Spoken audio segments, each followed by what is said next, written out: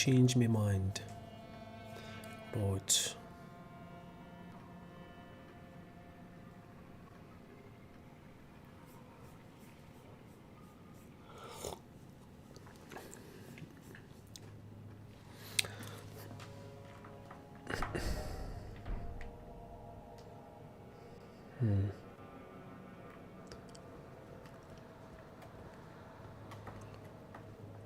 Alright, we can finish this quest line later.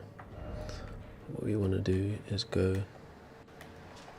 over to Lindell. Linty Lindell.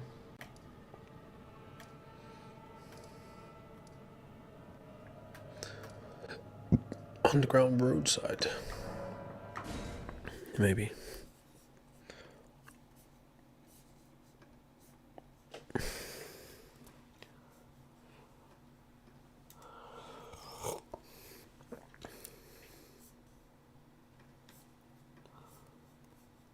Test.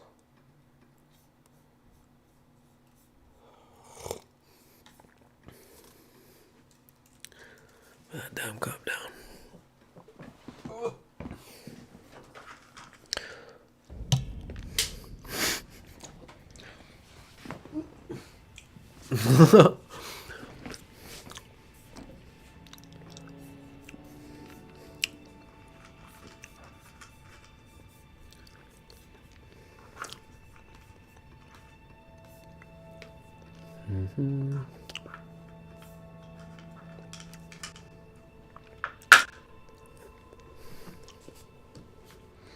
Right, internet is mighty busy tonight, so that gives us a chance to sit back and finish our quest lines.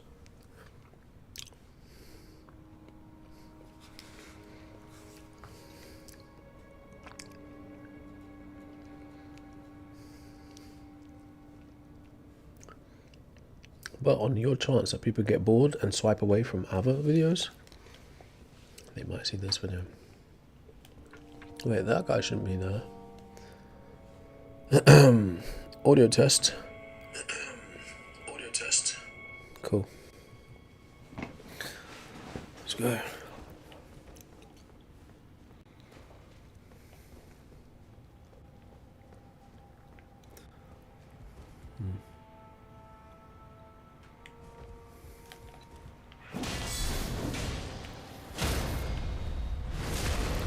That's nice. Oh wait, I'm gonna need to watch that video again.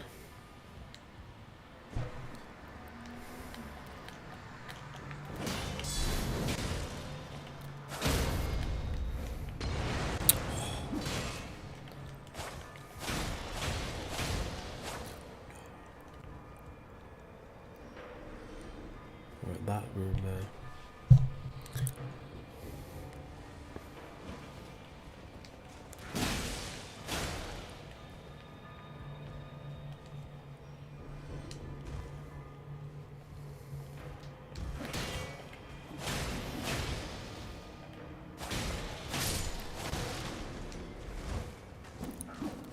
Oi.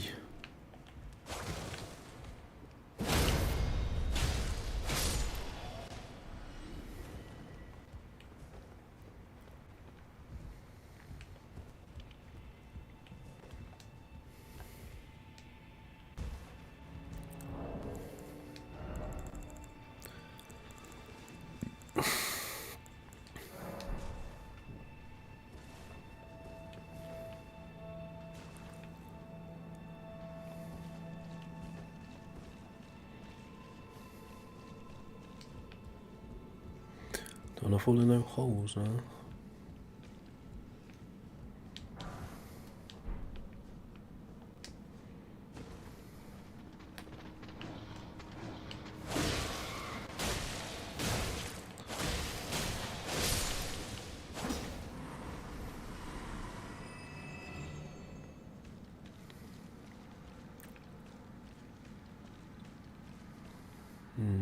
I'd take the wrong road.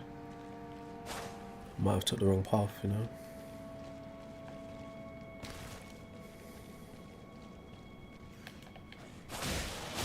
Yeah.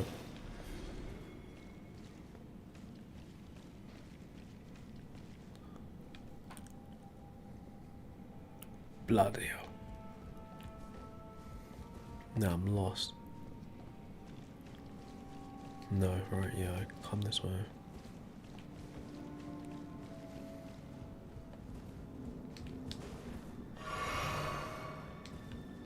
I could have turned left.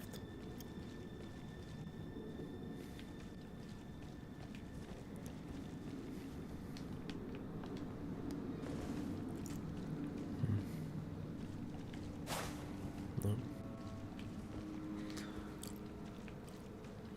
Should I jump down?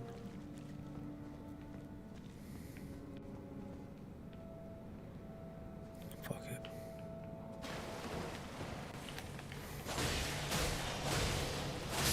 Oh, this is an earlier pipe.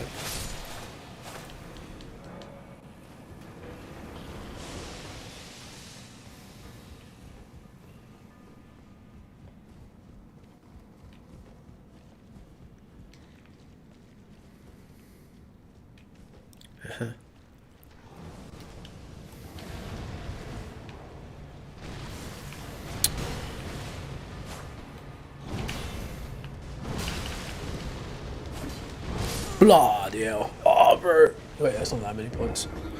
It's not that bad. It could be worse.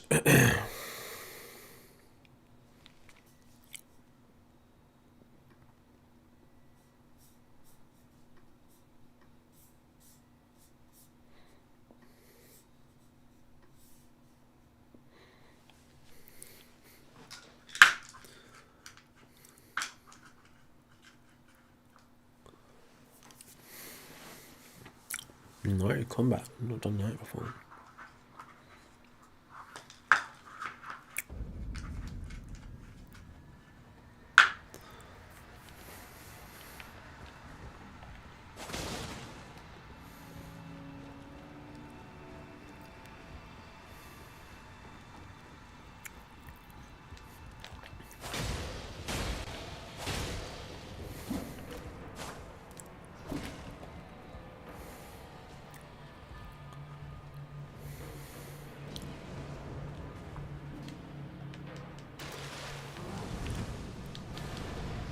Oh wait.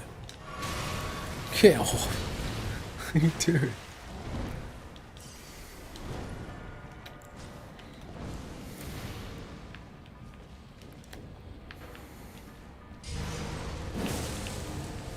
Oh, he's actually quite getting.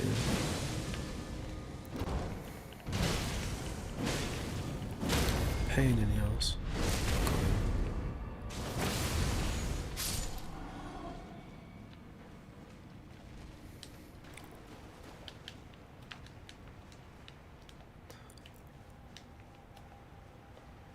We never picked up the other runes we wanted.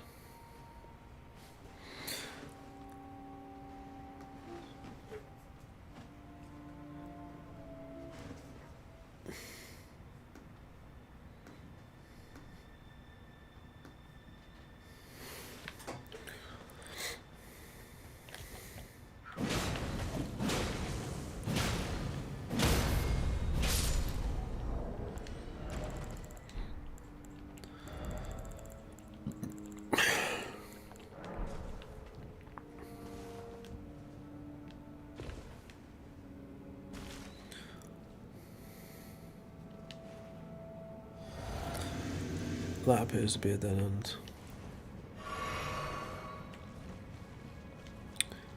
And on what? No what?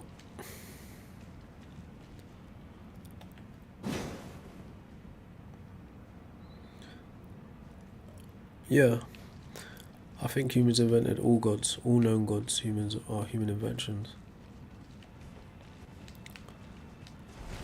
I don't think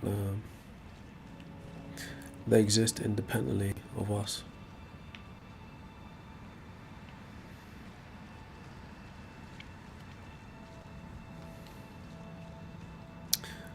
These damn dead ends. I think I do need to jump down.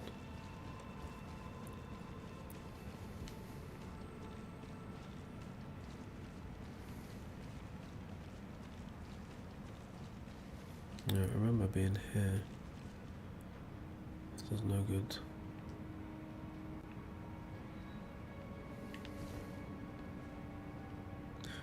I want an elevator of some kind. Hey, thanks for the share, Douglas. Sup, Carp? Thank you for the likes, bro. Nope, dead end.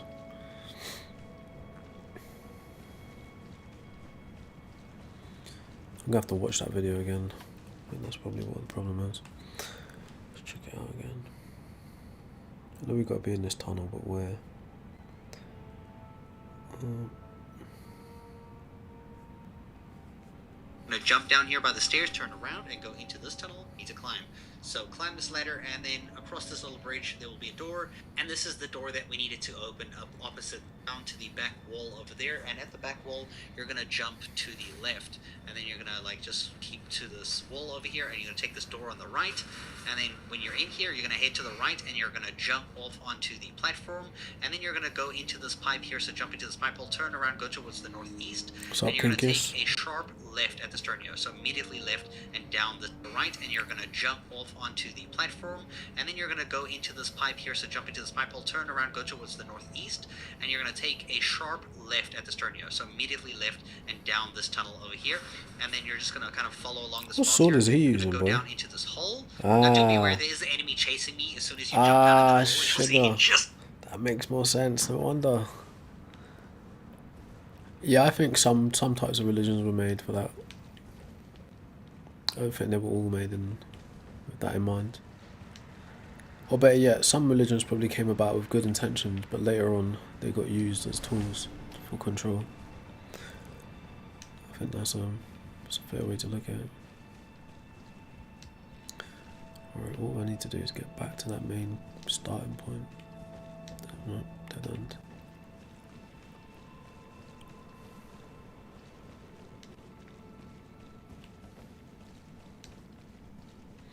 Why? Why do you think that?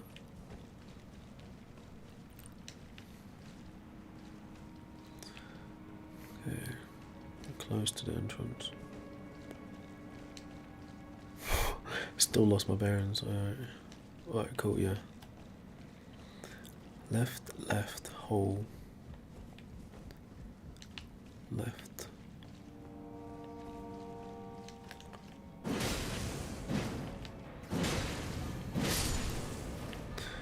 I think you've got quite a lot to lose if you believe in a God, because it determines how you're going to live your life.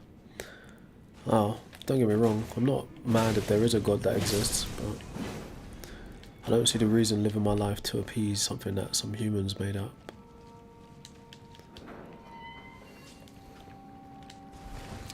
And the thing is, like, what you're saying is called, like, Pascal's wager. And you could put it this way.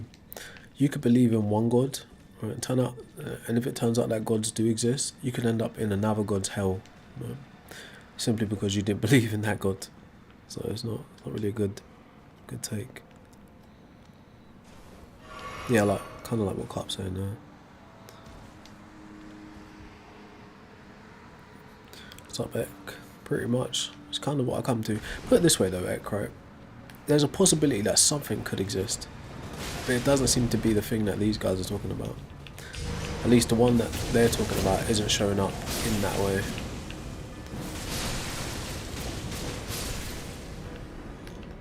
The God of the Bible.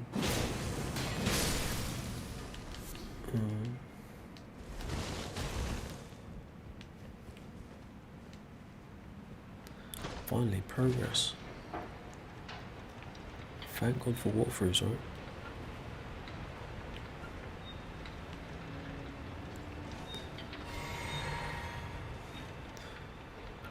Damn it.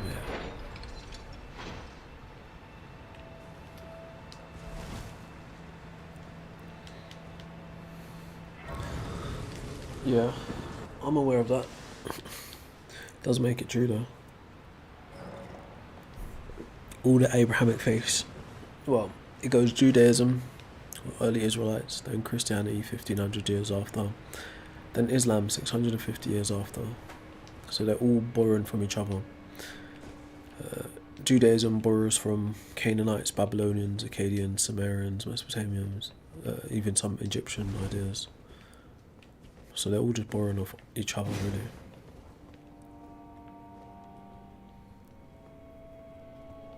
Stop being. I think that's not a bad take at all. Charlie, you're funny, bro. Why those two in particular? Why did you pick those two people?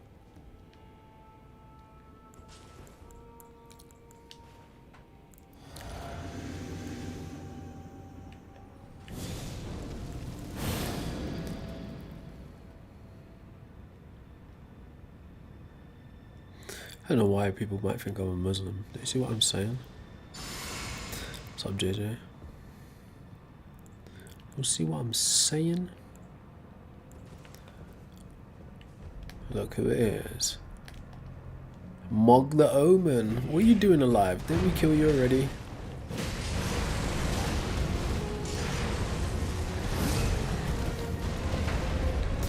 Let me summon some help. Blood, yo. Slapped. So that's what I was looking for last time when we did that run.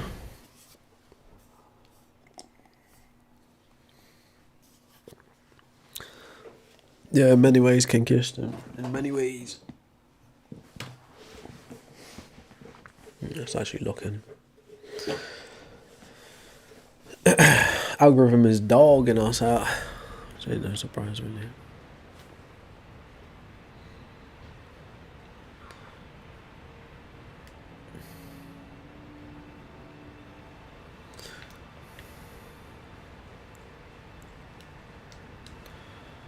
Hey, thanks for the like, bro. What's up, okay? Well, they're gonna find something, ain't they? Hey, thanks for the like, A2. Chances of us beating him with his own sword is crazy work. What I should be using is a katana. But let's go.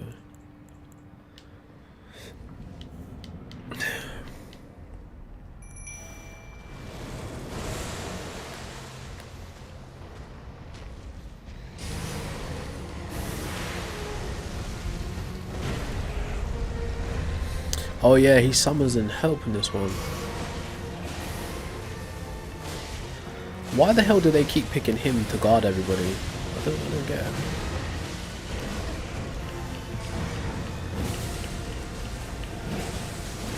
it. Good luck hurting him with his own weapon. Yeah, we need a katana. What? How did he hit me from front?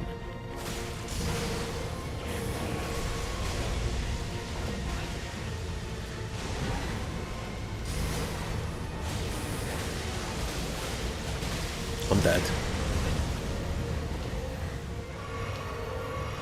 He's not even phase 2 yet.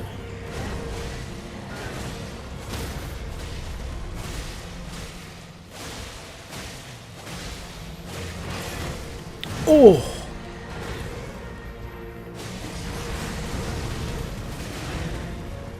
One more. There we go.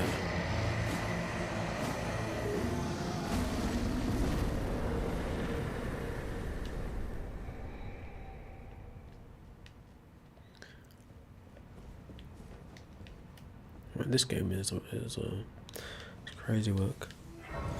This is Elden Ring. Well, this game is about slaying gods. It also talks about like the weird mysticism people build around gods. It's a very interesting game, lore-wise. The whole franchise is interesting like that. If you intend to claim the frenzied flame, I ask that you cease. No, I'm gonna save your life. Be meddled with. It is chaos, devouring life and thought unending. That's why I'm trying to save you, babes. The world has become, however mired in torment and despair. It's the only ending we ain't got yet. Births continue. There is beauty in that.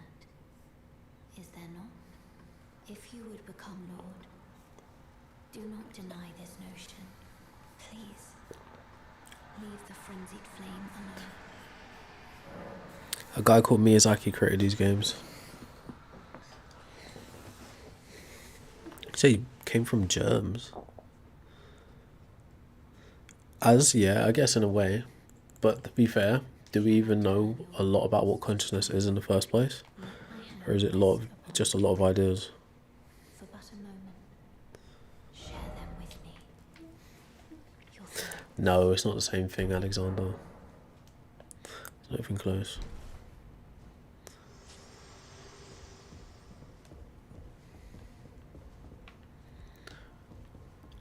Alright.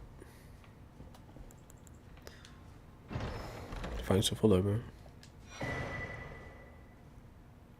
Yeah, neither am I, if we've been honest. I think everyone's a zombie and a mutant. How can I know? Or they're AI. How would I know? Oh, I've never seen that guy before. He's crusted over. Oh, there's lots of them.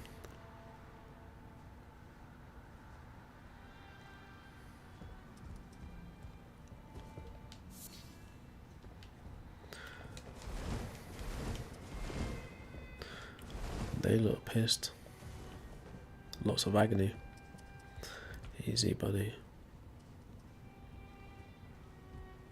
Oh, someone's alive. Ah! Serves me right. Oh, one slip. Damn. Yes. Jedi mind trick received. I don't want my mind changed.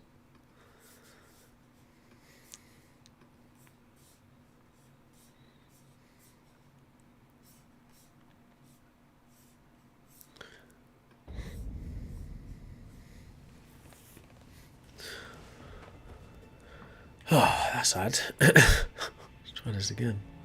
Try to be a bit more subtle. That's the way. How do you know God is out of time and space? What's up? Big up Nebraska, bro. How you doing? I don't really have stuff, but I guess. Appreciate it. Where is he? It's him who scared me. What made me drop? Oh, and he's a tough ass too. Oh, and he's using madness.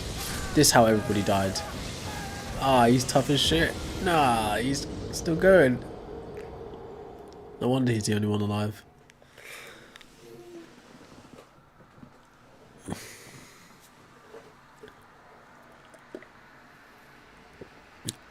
Yes, I shall do what you say, Scroot, for no other reason than the fact that you said it.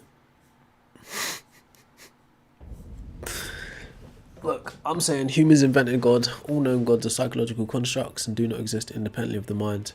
If you disagree, feel free to present some evidence to the contrary, or maybe a good argument that might change my mind. You can do this via chat. This isn't a call-in show. But if you don't want to be here, you don't have to be here either. But it's nice having you. Before he kills me. Saves and sorry. Stop angry.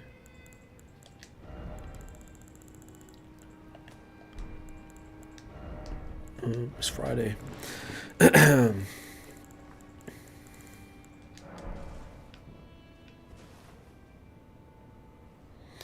Bro, you seriously entertaining the tea rump steak take?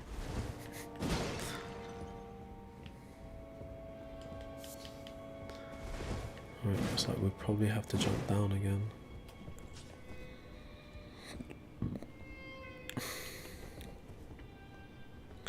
Winter storm, what's happening? Part of the world you in? Oh, I see a light back there. Come on. Which way do I go? This way. What's up, Ellie? Nope, no trim. What's up, Philip? Why isn't it logical? What's illogical about coming from random events? Not saying that I think that, but for the sake of the conversation, what would be illogical about that? Yeah, most people are born for no reason. Most people are actually accidents, you know, not being dread, but they actually are. I might have been an accident, but luckily I'm getting to experience life. So are you.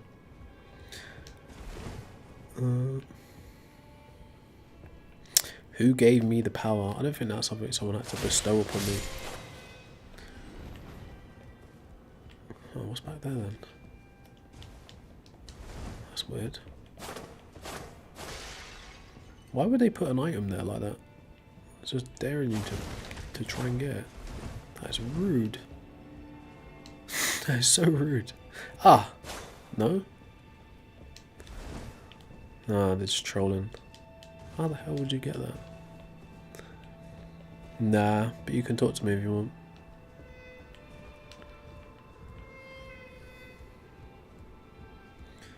That's the hardest part to traverse. Talking about that little canopy bit. Hey, what the hell? I thought I saw something creeping down.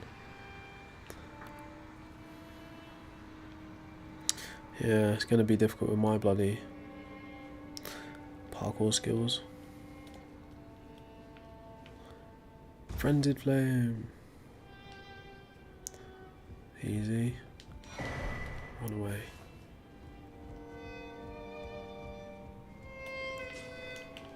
Oh, he's playing music. Oh, I messed up the vibes. Oh, madman. I don't think anything invented humans, bro. What's up, J-Dub? What's up, bro? So what about abiogenesis? Abiogenesis is a good theory of life coming from non-life. But let's say we entertain your premise, right? If life can't come from non-life, then what produced human lives? Damn! I need to run up. Well, time to chat. There's nothing worth down there. I'm trying to get the frenzied flame thing. So, but you're saying God. But you said life can't come from non-life. So that would mean you're saying God is alive, right?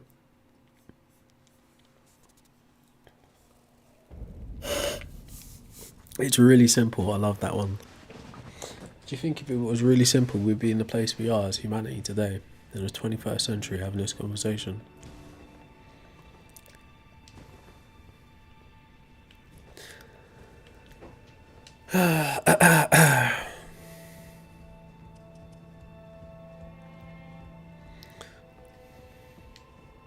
Leave me be!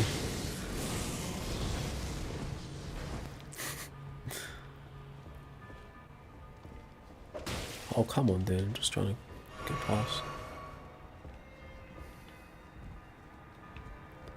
Oh, he's gonna kill me. I can feel it. I can feel it. No! All those points are gone. No, I hate parkour. Damn it. Yeah, but you're avoiding the question I asked you, J-Dub, right? You're saying life can't come from non-life. Then you're insinuating that God is alive, right? If God is alive, then that means he has a beginning, and that means he has an end. It means he can die.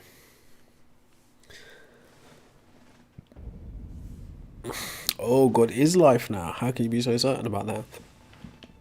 What are the rules for something being alive?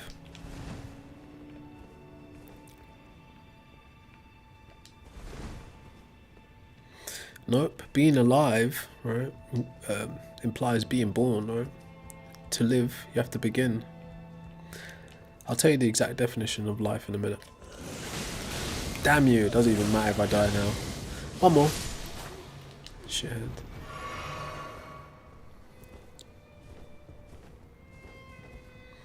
I'm just saying, bro.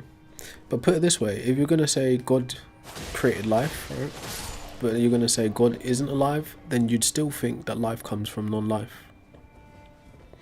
But if you're going to say God is alive, right, then you got some problems on your hand. Because you know what being alive entails.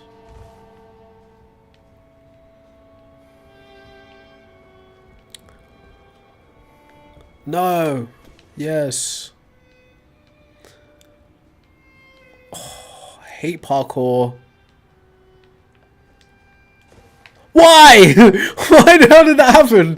Oh, sorry for shouting. Oh my god. I hate parkour so much, man.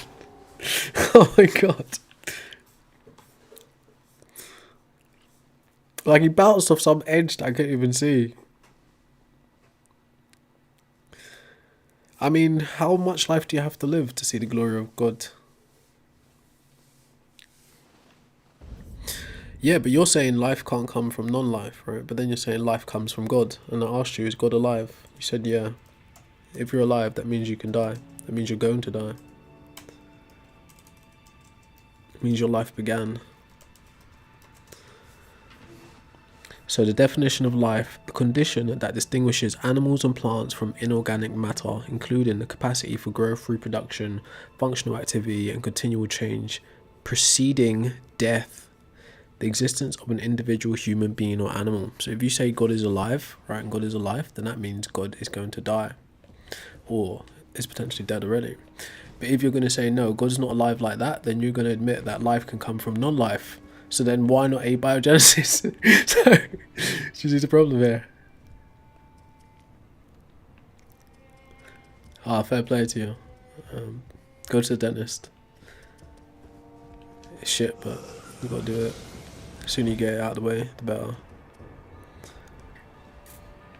How do you know God invented anybody, buddy? What do you mean that's one of human definitions? All definitions are human definitions. You're talking about just like your definition of God is a human definition. Like, what are you talking about? Damn! Damn this place! It takes so long to load up as well. Well, I can't argue with all comments. What do you want me to do? What was the comment that you want to make? Is it 5 stars? Why don't you tell me what you want to talk about? Gus, I don't think I'm smart. I think I've got average intelligence at best. On a good day, when everything's aligning, all the stars. On my best day, probably medium low IQ. What's up? Yeah, I'm agnostic. I'm agnostic atheist. I'm an agnostic atheist. It's true. This is the Beast Hunter armor set. You get it from Volcano Manor questline. No, all life, not just humans, J-Dub, all life dies. Death is part of the requirement for being alive, right? All life must die, unfortunately, bro. It's like Romeo and that, man. You cunt. Excuse my language. Oh, he just shouts.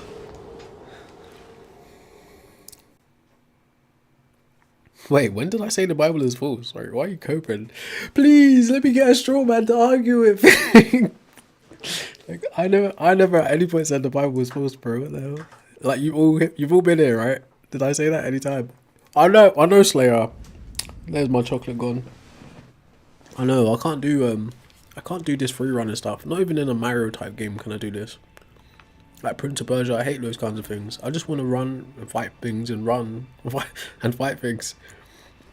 I don't want to jump about. Yeah, I know. Yeah, I played God of War. Yeah, so if you're saying God is a spirit, then he's not alive, bro.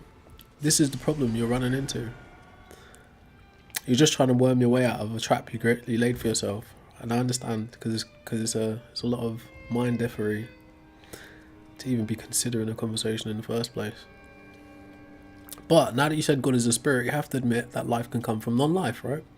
So if life can come from non-life, why not go for the better explanation of life coming about? That being biogenesis, or abiogenesis. Yeah! Alright, try not to jump on a corner this time. Oh, he just overguns it! Like, what do I do? He just overguns it.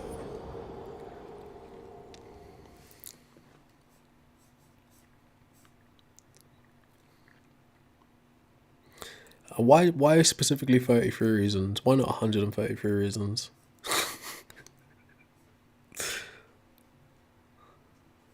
What's up, Christopher?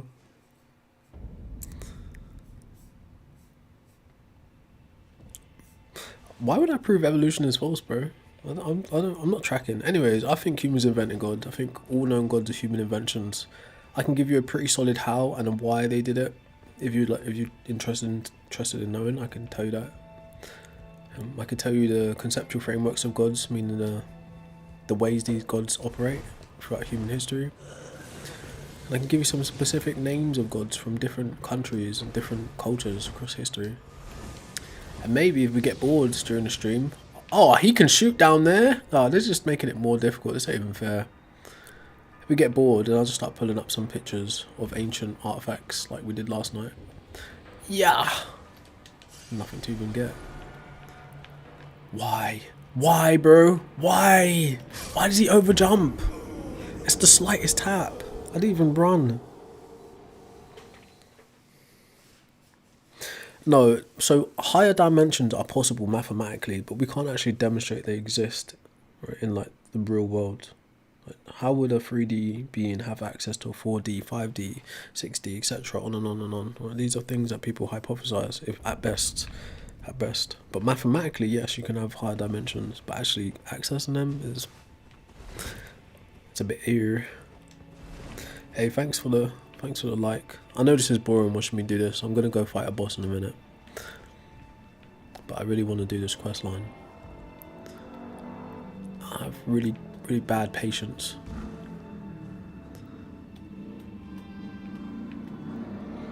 Right. Let's see if there's a better way.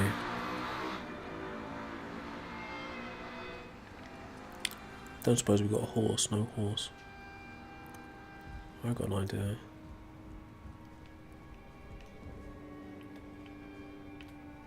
Oh, easy. Man, this is scary. Yeet. No, I didn't even press anything! I didn't even press anything! Oh my god. I didn't even press anything! Oh my god. What's that, John? I've never said life come from nothing, though. I don't think that. I don't think everything comes from nothing. In fact, though, every time someone says that to me, I have to point out, as a believer, or if you're like part of the Abrahamic faith, you might subscribe to something that's called materia ex nihilo, which is essentially just saying material out of nothing, things come out of nothing. It's like saying, you know when God says, well, you know in the Bible where it says God spoke the world into existence, that's ex nihilo, that's something coming from nothing. So you saying something can't come from nothing as a believer is you arguing against your own beliefs, which is a good thing because you're a couple steps away from getting the right answer now, but you just haven't realised it. Alright, but me personally, I don't think something comes from nothing. I think the idea of nothing is just like, it's not paradoxical, but nothing is the negation of something specific or a group of things in particular. So there's no true nothingness. What are the chances of that? Alright, so say I jump on there, then what happens? This is a trap. This is doing my head in. I'm gonna watch the video, see how that guy does it. This is a trap. Damn it, man. Oh, progress. Oh, don't get gas, bro. Yes. Do you know what they remind me of? These like tombstones. They remind me of penguins. You. No. No. No. Oh my god. Hey, what's up, Johan? I don't know too much about the Sumerians. I know a few stories. Like last night we was looking up the fact that Noah's Ark comes from ancient Sumeria, the story of Noah's Ark. And some Adam and Eve stories come from ancient Sumeria. I also know one of the oldest known gods that we still know about today is Inanna, Ishtar, and Anu. They're at 3500 BCE, that's ancient Sumeria. I know ancient Sumeria is what's described as modern day Iraq. The Levant is the Middle East, which is where most of the Bible Old Testament takes place. I don't know too much, right? Just like Snapple facts at best. But why'd you ask?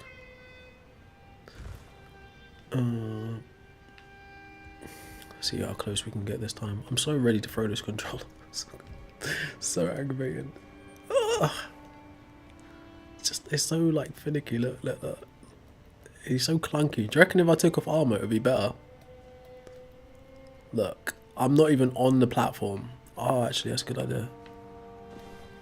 If I walk into the walls perhaps.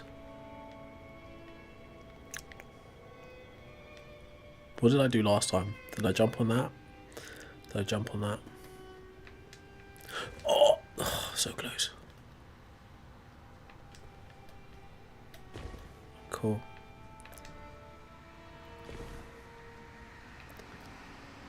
You bastard. Oh my god. Something Crimson. Sorry about the language. You can see it's quite frustrated. Yeah, but there's a lot more to know about ancient Sumeria, isn't there? Like, so last night we looked up the little, like, you know, the tablet that apparently has the story of Noah's Ark. It's like hand size, it's like the tiniest little thing. It's crazy. Now this is like my it's like my 4th playthrough. You wouldn't think it by the way I play, but I'm trying to get a specific quest line, so we're just milling about in a dungeon. Get off the games. Why not? Why get off the games? I love games. Games are psychologically or mentally stimulating for me. What do you do in your free time? How do you stimulate your mind? I don't know, J-Dub, right? I don't know if that's true, right? I think it's worth doing a Google to see why some people think the Big Bang isn't actually the beginning. And put it this way, even the Big Bang itself doesn't talk about the first moment of the universe. I'm gonna throw this controller. Let's go do Rani's questline instead. Ooh, what kind of books do you write, Crimson?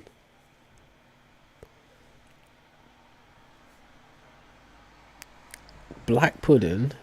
I've never tried black pudding, but I think about it. I think about it every now and again. But then I think about the fact that it's just pig's blood that's congealed and stuff, and it's like, do I really need to eat that? Probably not. I'm using a beast armor set, which might actually, like, not to creep you guys out, but this kind of reduces his stuff. See if this helps with his agility somewhat. I would go full naked, but you know, like TikToks, like, they get a bit weird. Oh no, don't do that. Man just slapped me. Evolution is the after image. Put it like this, right? If a god actually existed, then evolution would be by design. But I don't think it is. And I don't think he exists, right? Oh my. Oh, okay.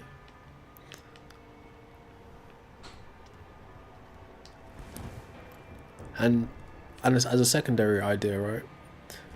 If the Garden of Eden actually happened, Adam and Eve wouldn't be the same type of humans that we are today. Look at that glitch. That was definitely glitch. I don't want to hear nothing. That was a glitch and a half.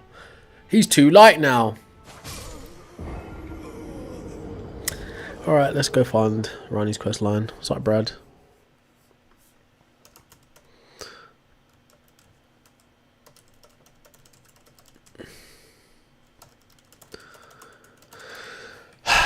I tried. We'll come back to that later. Or maybe I'll just play it in the dead of the night when no one's watching and there's no pressure. Alright. Questline continues by exploring Nokron Eternal City to find Fingerslayer Blade, followed by exploring Ansel River, the Lake of Rot. Ansel River.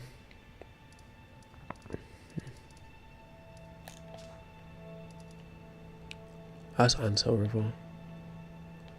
Alright. Secure the treasure of Nokron. I got that. Deliver the blade. Take the Fingerslayer blade to Rani at Rani's Rise. She will give you a Carian inverted statue. But I swear she's outside of her body currently. She's not even in her body.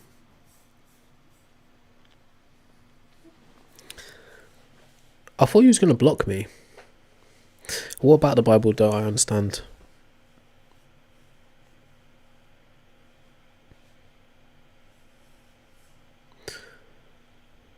No, I don't buy fine tuning personally. What's up, Jimmy? I didn't see you there. Oh yeah, Crimson, what kind of book should you be writing? Gothic fantasy with demons and angels, go figure. Is your first book? How many books you on currently?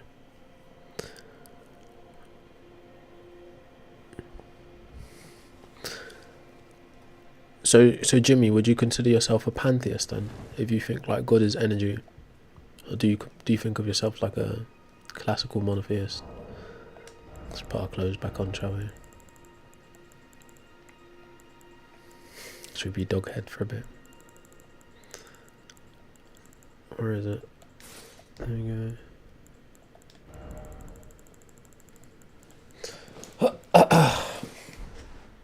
Sorry chat, I'm gonna be more attentive to the chat. Just give me a minute. That was a stressful area. Why would humans want other humans to think they have free will? Well, free will is not actually in the Bible for one, but that idea of free will was thought up by apologists to smooth over the problem of evil. But there are other ideas of free will, but yeah, the general definition of free will is not something you'll find in the Bible. Humans invented God using their imagination and an evolutionary psychology trait called hyperactive agency detection device, sometimes known as hypersensitive agency detection device. It simply means early primitive humans would have seen something crazy happen, and they would have said that crazy thing is being done by a spirit, or or a mind, in simple terms. You know, like how people explain ghosts, stuff like that. It is in thy possession, is it not? Damn, 4 or 5 books. Nokron. Where you publish that, bro? Where you publishing them? Only all the pieces are in place. Soon must I begin my journey. Upon the dark path, only I may Skibbity Sigma device. Yeah, I figured you wouldn't care. So yeah, you don't really want to know. So why'd you ask? trust thee with this. Right, we can go do that My tower. for thy sterling efforts. A strange gift, perhaps, but a rare sort such as thee would welcome it, I'm sure. I am certain now. Fate Yeah, but the thing is, J-Dub, the word is only power because humans have the word. Right? is part. Think about it like this. If Genesis is true, It was how could God speak the world into existence without there being an earth, without there being air to vibrate with words?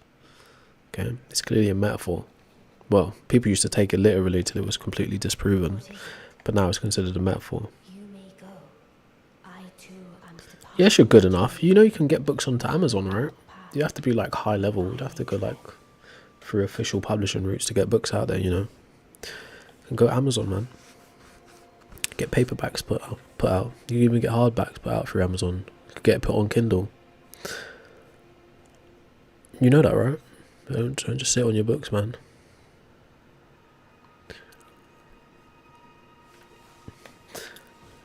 No, so the early primitive gods, right? I'll walk you through like my hypothesis, right? It's not just mine. Like smarter people than me can explain this in way better depth, but this is kind of how I figured it so far. Right? I too am to All right, go sleep, girl. All right, anyways, yeah.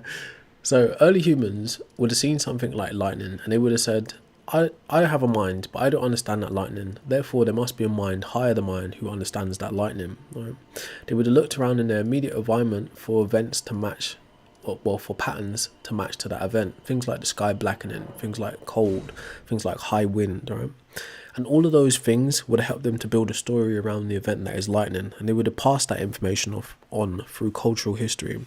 The reason why they would have said that the lightning has a mind is because the lightning would have been something that's unknown, and an unknown is a direct threat to survival. Right? This is like evolutionary psychology speaking, right?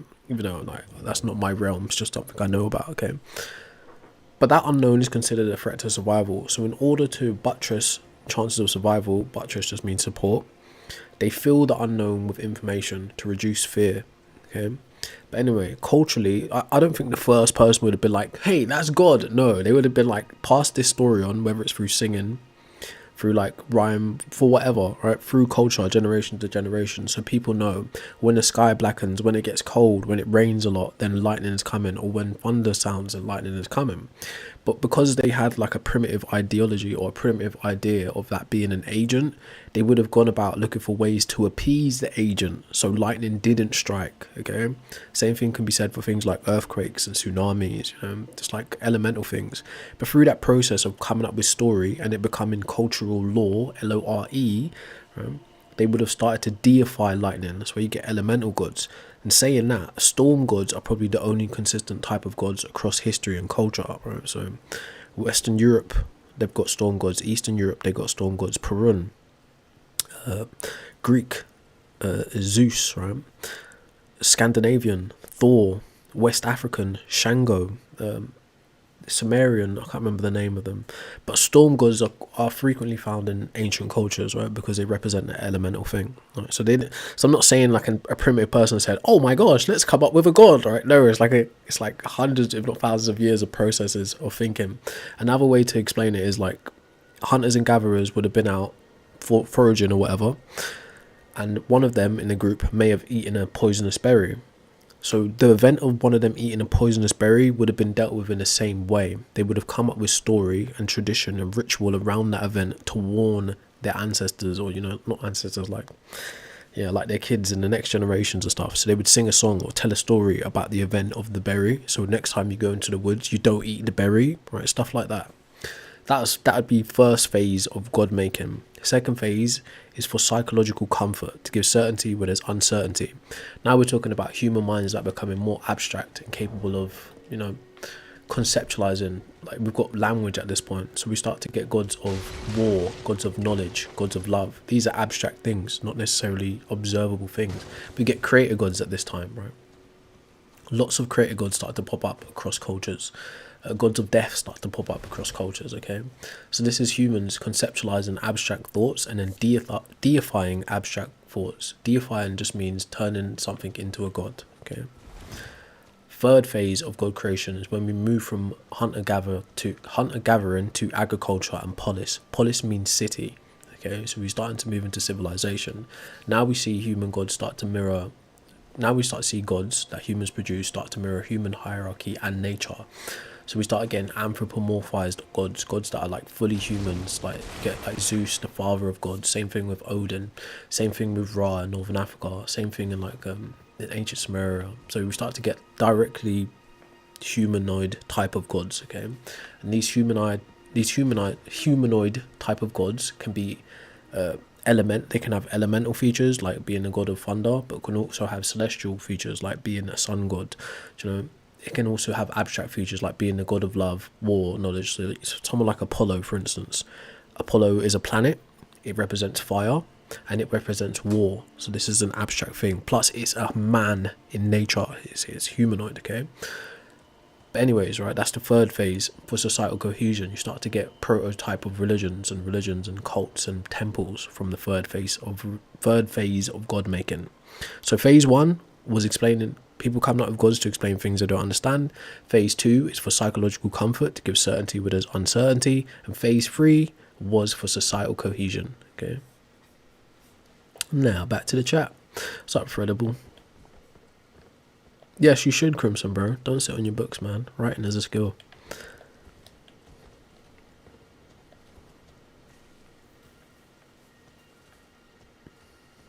But that's just my opinion or hypothesis, right? It doesn't mean any of that's true. The only reason I'm able to draw that kind of conclusion is looking at the artifacts left behind by these cultures and the anthropological history, being that the cultural memories, the rituals, the religions, the names of the gods, and the roles the gods played in their society. That's the only reason I'm able to make those kinds of conclusions. And of course, the lack of evidence for them existing outside of the culture too, that helps. Alright, sorry YouTube guys. Ooh. Yeah, what's up Noah? It is Elden Ring. I am enjoying it for the 4th time.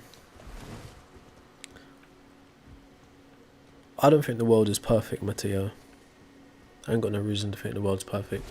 In fact, I think perfect is a paradoxical concept. Something that is perfect means it's flawless and no further improvements can be made. Do you look around on Earth and see stuff that don't need improvements? If that was the case, things wouldn't evolve to survive and adapt to not die. So the idea of perfection is just a subjective claim ultimately. Right, let's get back to the bloody mission. What are we even doing down here?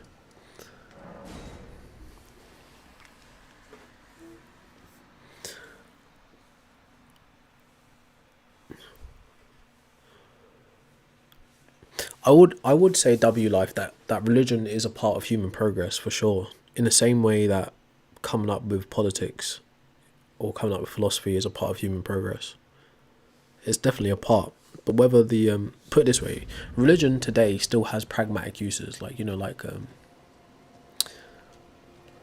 mobilizing people, right, under an ideology, right, community.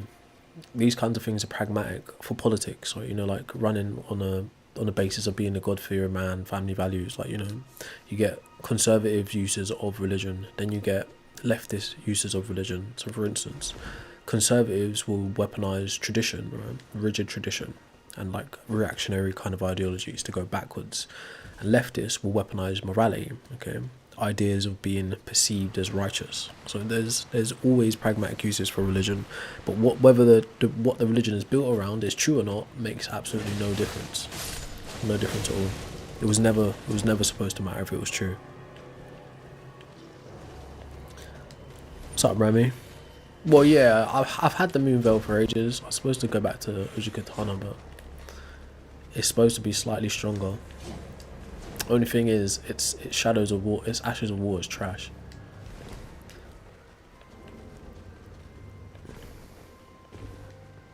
Well, I'm not saying I agree. If it's not true, you shouldn't follow it. But like I said, it has a pragmatic use. For instance, when is it Constantine, Pope, Emperor Constantine takes on Christianity for the state religion of Rome, he didn't necessarily have to believe in it. Right?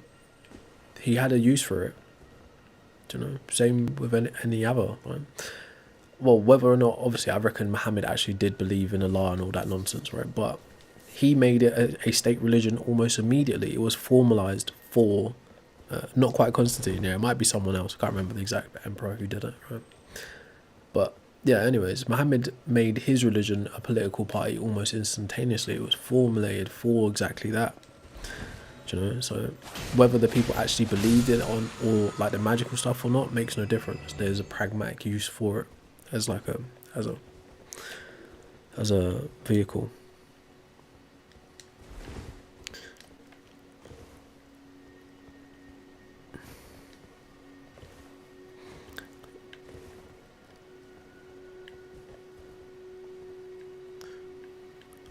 One of 4 weapons of the blasphemous blade. I haven't even tried those. Yeah, Mog Spear, it's as you can see, it makes the playthrough super easy. But I've not tried Blasphemous Blade or Bloodhound Fang before. No worries, man. Alright, let me find this entrance. I'm not even sure if I'm supposed to be here, but... Alright, so I've lost track of the conversation on YouTube. I'm sorry, guys. Yeah, true, Crimson, that's true. But the reason I don't like allocate charity specifically to church because it's not exclusive to church, right? And if you like study the history of Christendom and like what Christianity as an institution has propagated in the world, there's a lot more bad stuff institutionally than good stuff. But yes, charity is a good part of religion, but it's not really a primary thing of religion. So, but yeah, you could give them that too, yeah.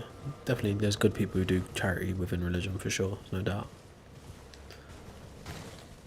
I need that.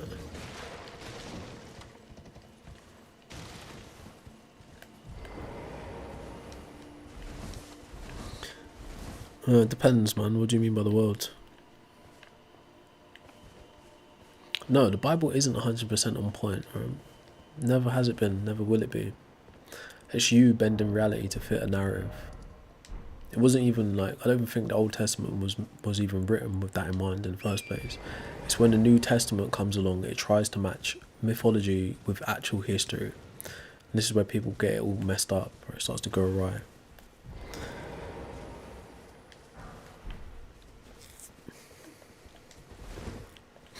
Do you know what, right? That actually bugged me. Let's go double check, right?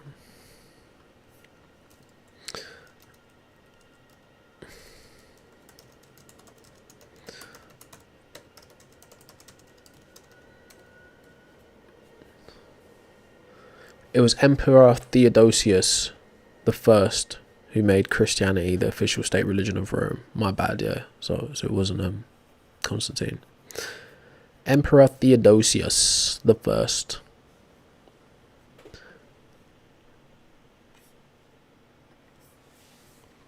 So yeah, correction. Appreciate you for correcting me on that.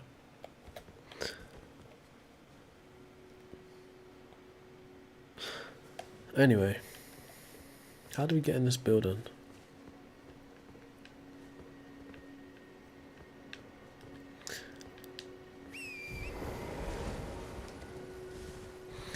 Nah, it's not my first playthrough, but I play as bad as it might as well be.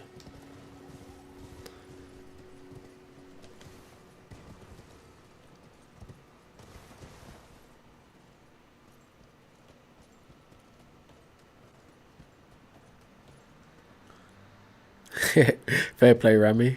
I mean, you're more than welcome to be here.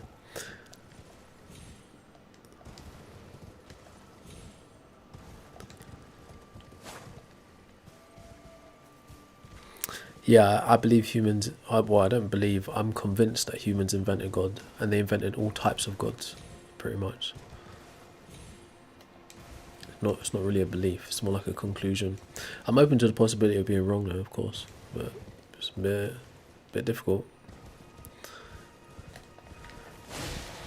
given the lack of substantial evidence for any one God in the first place. Hey, thanks for like, Ellie.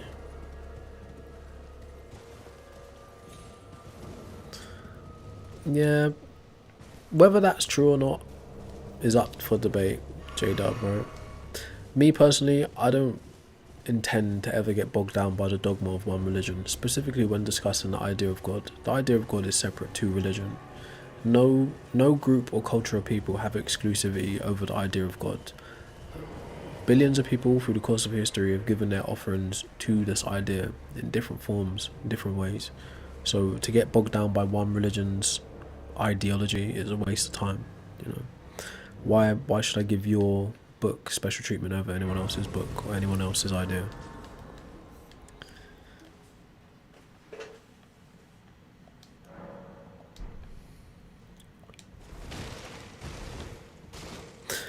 No, not necessarily, right? Not necessarily. But if you want to get off into disproving gods, then you should be careful, because you wouldn't want someone to disprove your god using your book. But yes, I agree, it could be done. But that's not really the point of what we're doing here.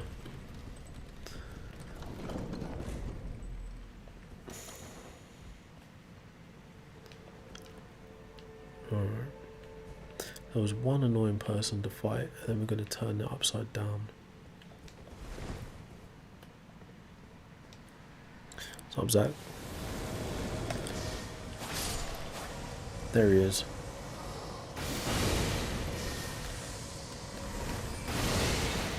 He runs away. Little shit. Cause there's a guy like that in... Oh, that's probably where they lifted this from. There's a guy like this in Dark Souls 3. In the library. So annoying. Unlock. Ah, he's a cheat.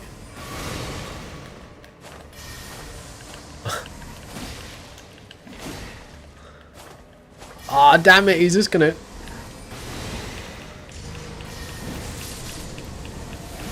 What? See how he just disappears? Like, no questions asked. Annoying.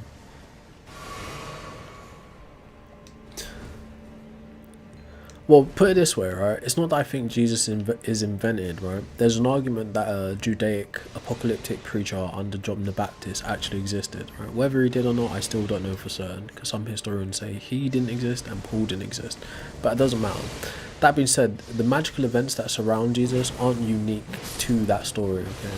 If you go look at other deities like Mithras, Dionysus, Serapis, Horus, Krishna, Buddha, all of them got special things that happen in their, religious story too.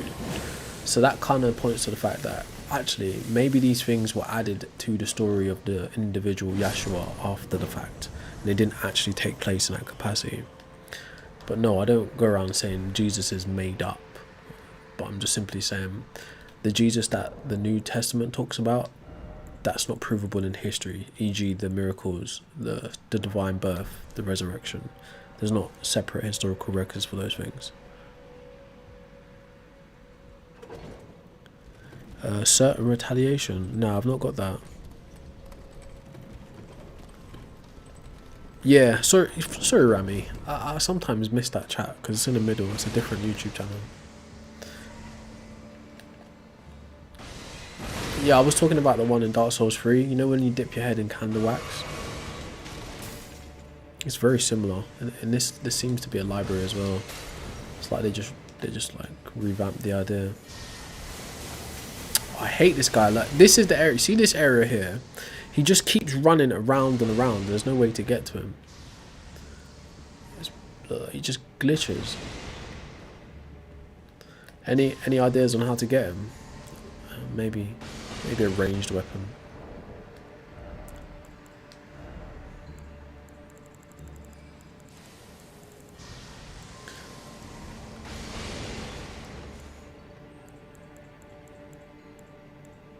Great bow. I think you need 2 hands for that. I never use ranged. Only time I use bloody bow is mining points on that bird.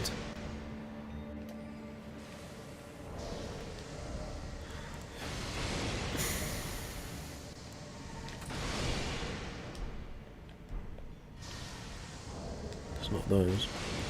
It says horn bow.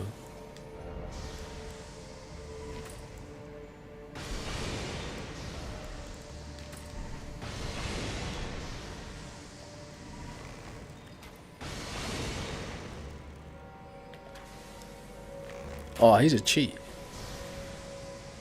How did he just dodge that?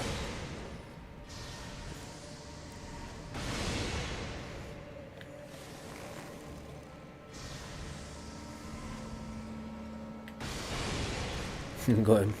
That did no damage at all. Headshot, but no damage. Look, he's just hanging out of his head.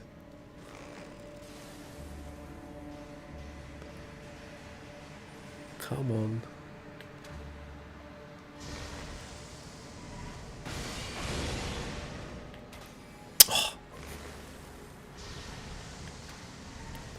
Alright, this isn't doing anything.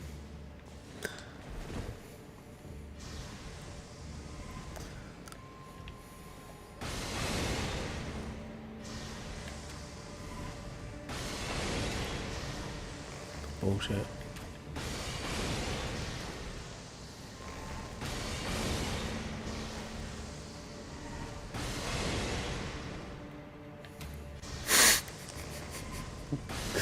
Just stepped out of rage. It's crazy work. Come, bro.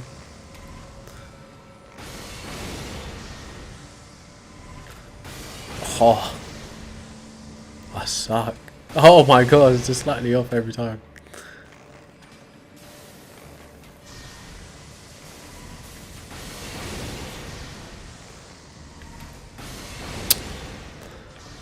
Just fight me, man. Oh, she's gonna disappear. Yes! Finally.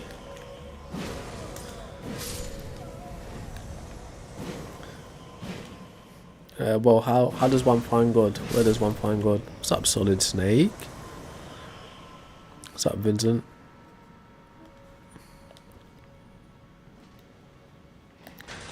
So I see you're trying to run like a type of tag argument. As a non-philosopher, what I can say is I think that logic is axiomatic. I mean, it's self-justifying. It exists independently of minds. I think if your God performs logically, then he abides by logic as well. So it would probably be axiomatic for God too. So it doesn't need a supernatural entity to ground it. That's what I think personally. But like I said, I'm not a philosopher, so there's only so far I could go in that line of thinking. Why would the followers who claim to have seen Jesus resurrect die horrible deaths?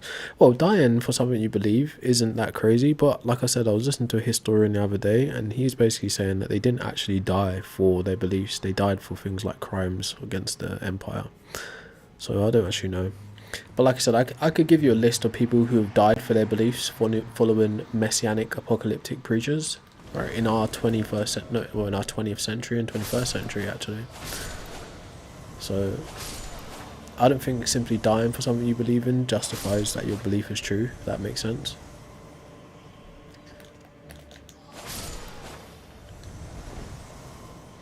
So like logic is like saying this thing is this and not something else. Like the shield is the shield and not something else.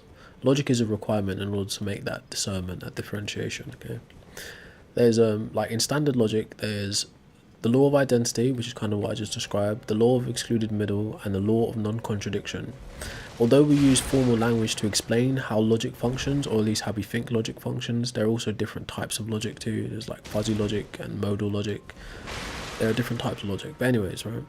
Regardless of the language we use to describe that same law of identity, law of non-contradiction, law of excluded middle, those things seem to be properties of our fundamental universe anyway. So without us explaining it, it seems to be at play anyways. It's a described law, if that makes sense. Those are described features of the universe.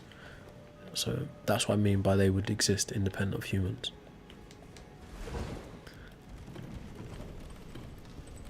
Right, so I came this way. Did I come this way? I don't think I did. I did come this way. No. But anyways, I'm saying humans invented God. If you disagree, feel free to present an argument to the contrary, or maybe some evidence.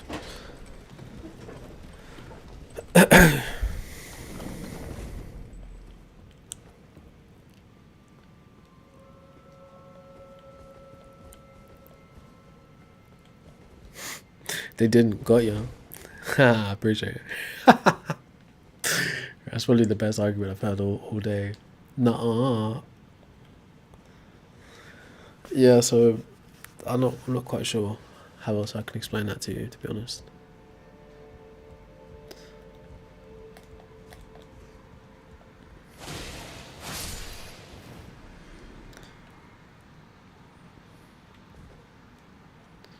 What we got here? I think I've got this item already earlier. Let's go see if we can turn this place upside down. Do the real fight.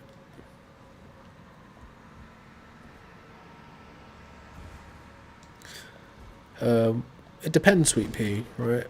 I think if I remember correctly, what you describe as human rights now didn't actually come about till maybe the Geneva Convention after World War II.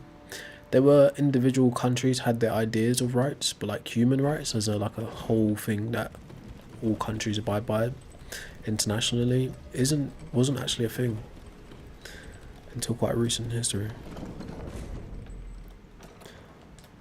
So based on that, you could say, yeah, humans invent rights. That's like a law thing, it's a societal thing. Now if you believe like, I don't know, you believe in like divine rights or natural rights and stuff like that, you could argue about those things, but I still think they only matter where humans interact with humans. So if no humans, then no rights, right? If no humans, then no morals. Like, do you get what I mean?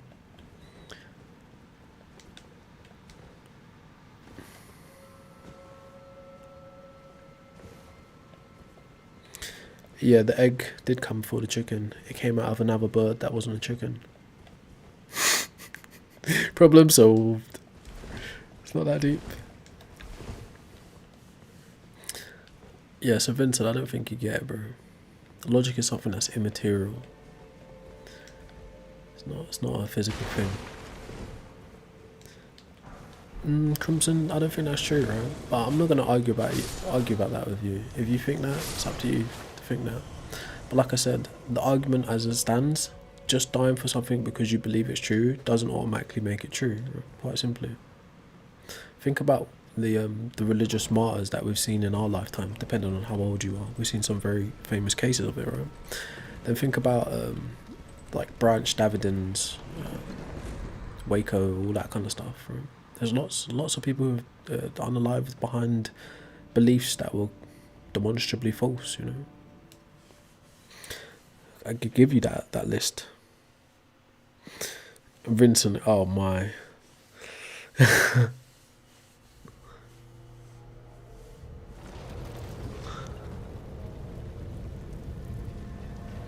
Well, I don't think so. So, like I said, solid. I think that you was trying to make a tag argument in a strange kind of way. I don't think a supernatural entity is necessarily grounded for logic, maths, or morality. Okay, morality, e.g., ethics, are things that humans come up with.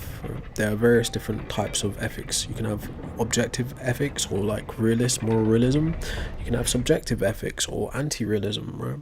They imply different things. Like the more you know about moral philosophy and meta ethics, you know. But yeah, there are different frameworks for ethics. It really just depends on what you subscribe to and what you know. A god wouldn't be necessary for that. And if you're implying a god is necessary for that, then we'd have to say which god and when, right? Because humans have had moral codes for as far back as we've been on the planet. So I don't know what to tell you.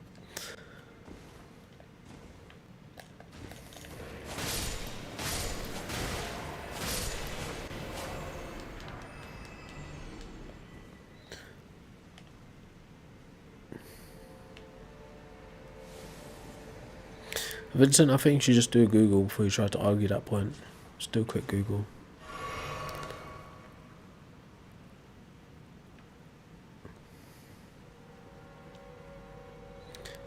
It's like Melchizedek. Why do you think that?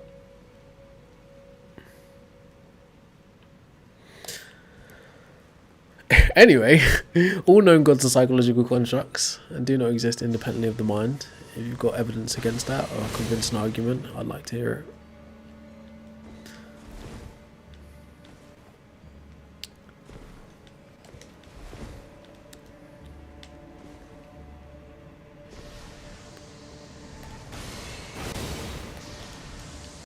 You cheating bastard.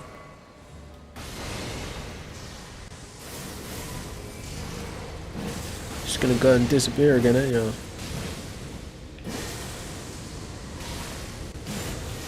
Oh, he did as well. I could have got him out of there. What's up, King Louis? Not one. Yeah, again, you should do a Google, Vincent. You sound crazy. Or you read crazy. What you're saying is... Oh! Slow close. Just do a Google. You can get objective moral frameworks, right, which are described as ethics. Morals are described as ethics, bro. So there are many... Put it this way, there are different ways to arrive at moral frameworks. Objective moral frameworks or subjective moral frameworks, okay?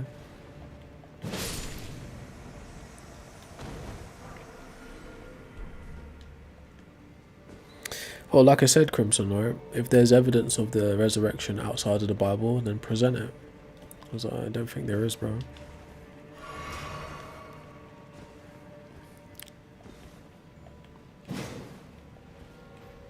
Nope, you can chill and just enjoy the game. Depends which game you're watching, actually.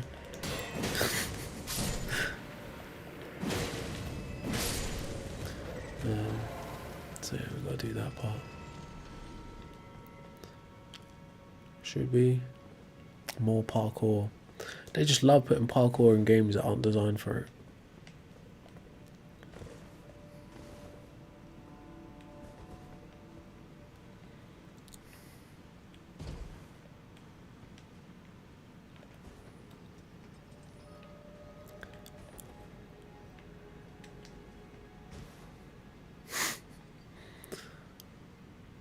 Alright, let's be careful here.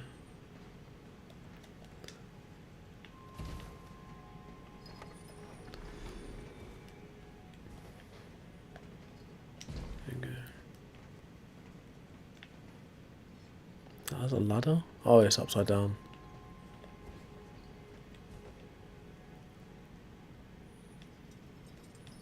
Don't do this. Come on. Easy. Easy. Eh. Oh, look. Oh my god. Oh my god. Forget those items, whatever they are, we don't need them.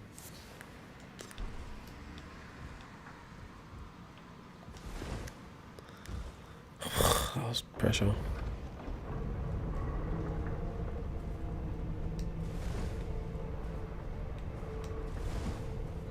So, do you think morals are objective or subjective, Vincent? Let's walk through it like this.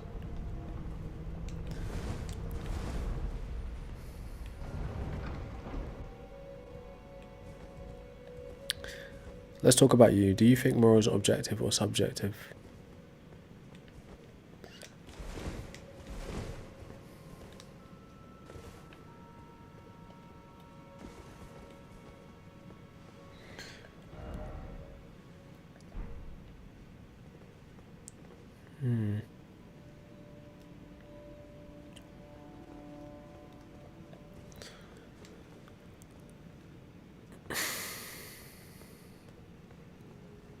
I'm not sure what you mean by autonomous epistemology, bro.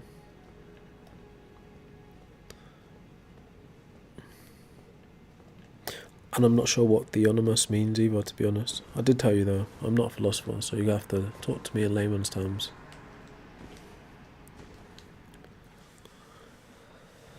What's up, Hassan? Which devil? Which devil though are you talking about? There's more than one, just like there's more than one god. Which one doesn't exist? I'm not running, I'm literally walking you through it. Do you think morals are objective or subjective? I'm literally walking you through it right now.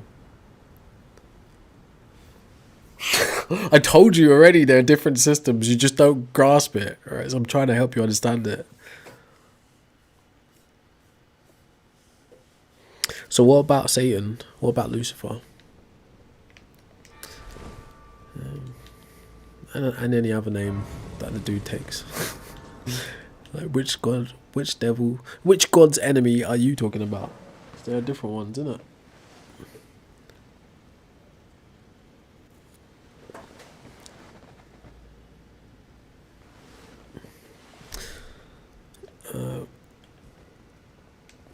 How do you know that's true, Joshin?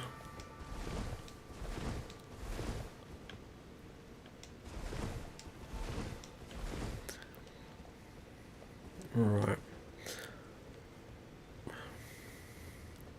There's going to be maybe a god skin here, maybe. Or a giant. Oh no, they got us on a little like Hansel and Gretel thing happening here. There he is. Yeah, it's a god skin. Look how he's speeding up. Mumbugler. I'm dead.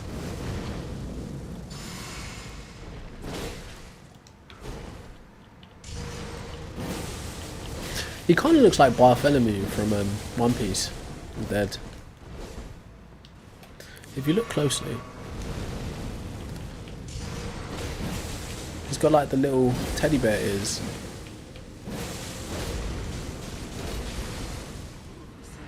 Look, he's got like little teddy bear ears. He's gonna start rolling. Are you rolling? No, no. Where's my shield? I'm dead. Like, what was I supposed to do against that? Look, he's still going. Gee whiz. Oh, see his face.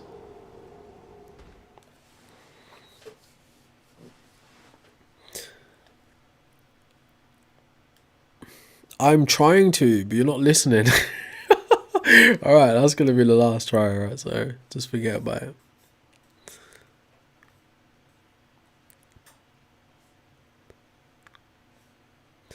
So what happened, Frankie, right? What changed? What's up, Cassius? I think humans have been inventing gods for thousands of years. There's different types of gods across different cultures, right? Different regions. There's no one universal idea of God to be found amongst all of them. There are different conceptual frameworks for gods, you know, like monotheism, polytheism, henotheism, pantheism, panentheism, deism, dualism, animism, etc. Probably missed one out. And there are different gods that play different roles. But there are even there's even archaeological evidence of the gods that humans made up, going back to 3,500 years. We was looking at the Lion Man figurine, which is thought to be a religious symbol, which is 40,000 years BCE. All that, plus the fact that there is no independent evidence of these gods existing, leads me to conclude most, if not all, known gods are just human inventions, right? And nothing more. But I would say all.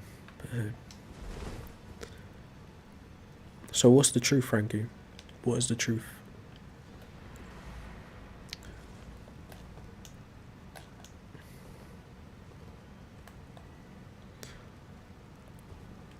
What's up, Zant? How you doing?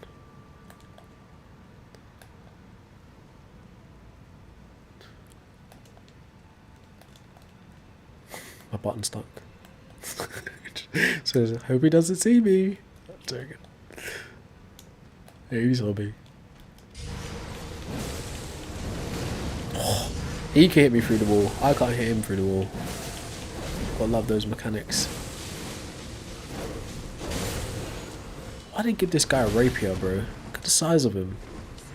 See like the little bunny ears on his hoodie? See why I say he's like Bartholomew? What? It's not even the right direction. Oh wait, opportunity.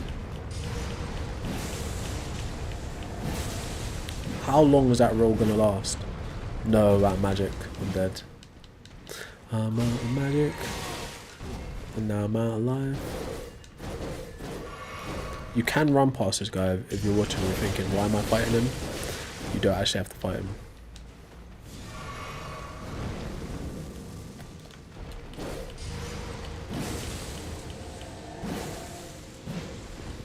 Oh, he's got me. Oh, he's trapped me in the wall again. How do you fight that? Look, look. Look at that. How do you fight that? I gotta take him out into the open. Not only is it mental, do you see how long it lasts?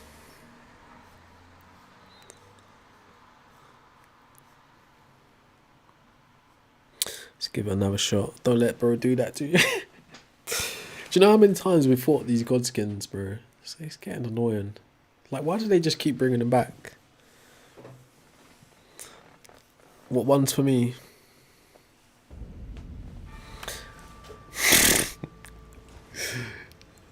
You're not one of those people who think my game playing skills has something to do with your god, right? See, that's God! That's God! No, bro. It's just my game playing skills. And you'll be, you might be surprised to know that I'm stubborn enough to keep trying even when I fail. So eventually I'll win. I always win. So, let that be a lesson to you. I don't lose.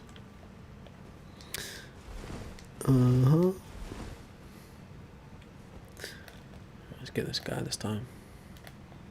Oh, I'd sacrifice my points. I forgot all about him.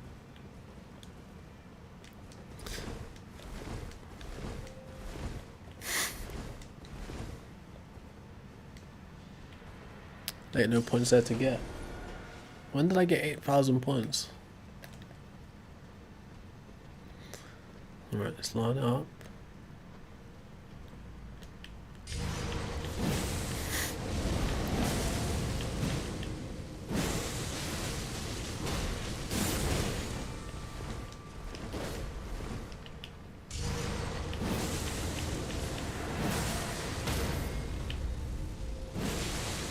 Oh shit.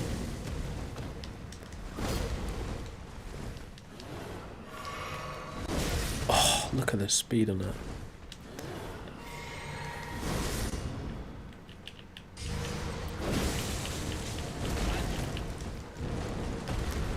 No, he's done it again. How did he get me into a wall? Oh shit. Oh, I died. How did he get me into a wall? Like, who even was that? Oh my god.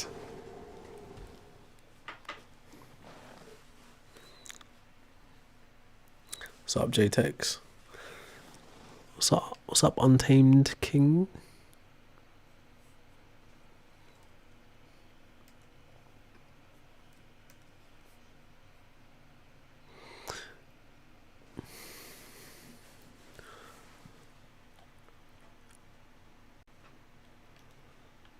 I mean, what makes you think that's the case, right? I've heard people talk about the aliens theory before, but I don't particularly buy it. I don't think it's any more supportable than the supernatural entity theory. Maybe we should just use the thing on him.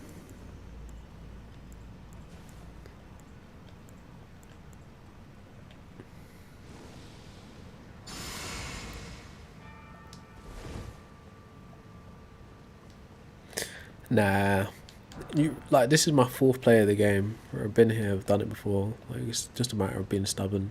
For me, anyways, that's my play style. I'm like I'm a Naruto type of guy, you know. I don't give up.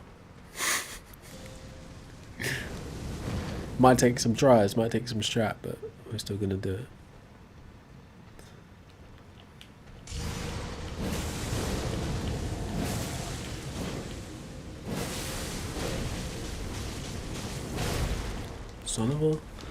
Son of a gun of a.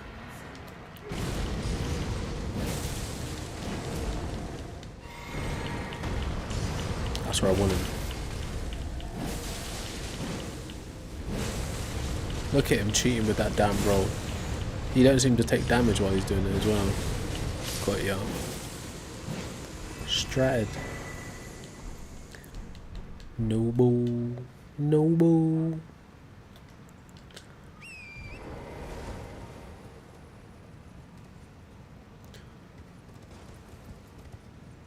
Well, see, the thing is, right, although I don't believe that either, Untamed, right, I think people who hold this idea of, right, I don't believe in the biblical God, but I believe in a higher power, I think that leaves them susceptible to ideas like an alien, right, because what is a higher power is ill-defined.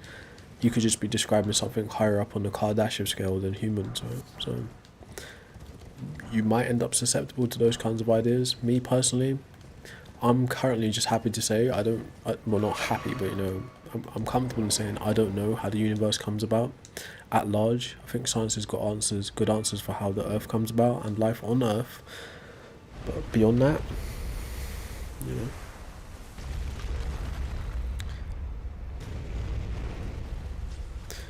Right, so that idea of a higher power still goes back to primitive ancestors, right? Well, like what I was saying about hyperactive agency detection device. It's basically humans saying, I don't know, therefore God. I don't know, therefore higher power. Right? But the idea of a higher power is ill-defined. You're simply just saying something that's better or greater than me. Now, that thing that's better or greater than me is not defined, right? It's an unknown. So it could be a smarter human. Perhaps like what Untamed is saying. Maybe an alien, right? Maybe a supernatural creature. Maybe a 4D entity. Like any number of things, it leaves you susceptible by saying, oh, there's a higher power. Right? It's possible. That's possible. It's quite true that it's possible, right? I don't rule out the possibility, but I don't take it to be a fact. That's what I'm saying. It's like Matthew. Any number of things are possible, right? But it's if you're going to operate on them as if they're facts. You know, that's where I draw the line. It's like, yes, possibility, fine. Actuality, not so much, you know. Who's that? Damn, he's burnt up. Stargazer. Yeah, we got that.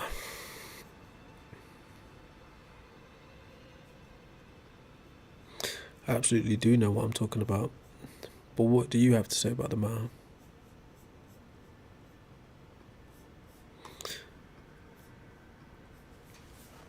Alright, let's check our quest line. Deliver the blade. Explore Ansel River Main. Proceed to Running Rise. Take the portal Ansel River Main. Pick up miniature Rani doll in the coffin. What? I haven't been to Ansel River yet. Not in this run.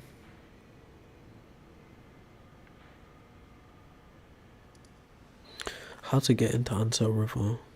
Well, we did that. We did all this bit, but we want this bit here with the little fire boss fight. As you can see, I've been there in an older play, but remembering how, it's crazy.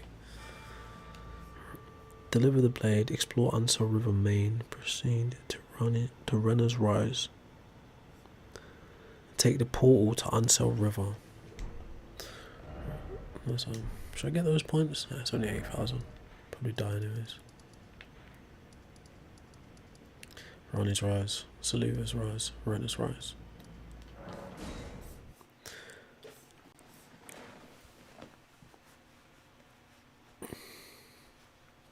What do you mean, Joseph? I'm not following.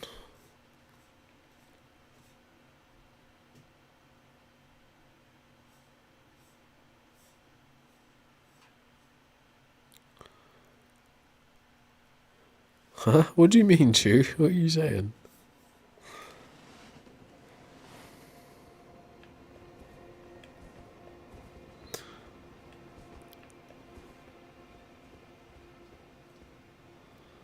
You would not want to live on the moon, bro. You would not want to live on the moon. That's terrible. Do you know that the moon is constantly falling towards the earth? So it's like constantly in fall.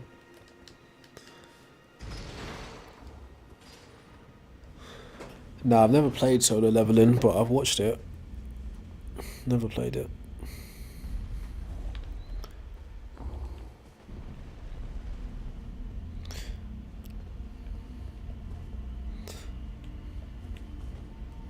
Bit breezy, hard to catch your breath. Yeah, I hear the flags blow about, but that's not the point. I'm joking. These are jokes. Oh, that wasn't there before. She's gone. Lost Grace discovered. Oh, how are we going to get in Brenner's Rise done? I think we need something to get in there. Oh, there goes your throne.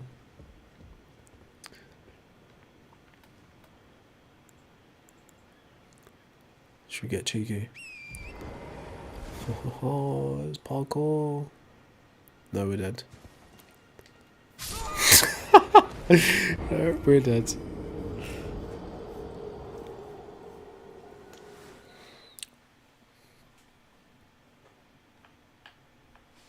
What are you talking about, Shadow? I don't know what I don't even know what you're talking about.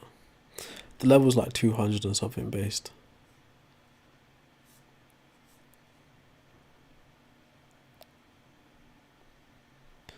Oh, I understand now, Joseph. Joseph says we've learned a lot about how things work. Still no reason to think God is required for anything. I get it. No, I think the moon is constantly falling towards Earth, but due to orbit, it never hits. So it's like caught within our gravity. If I might be wrong about that, but that's what I think. So I've been told. Yeah, what about Jesus though?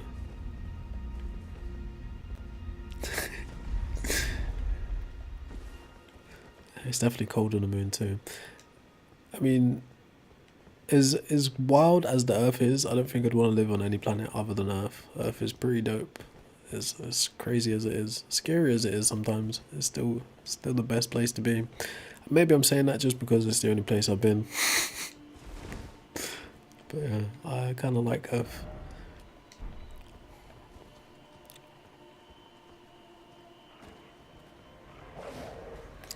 So legitimately,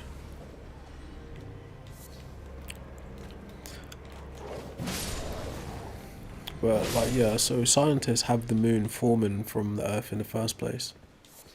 So there's a lot of strange things about the world and the universe that I just don't fully understand scientifically, so I couldn't really say. Oh, further away every year. Okay, maybe I'm wrong about that. Maybe that's just old antiquated science that I heard.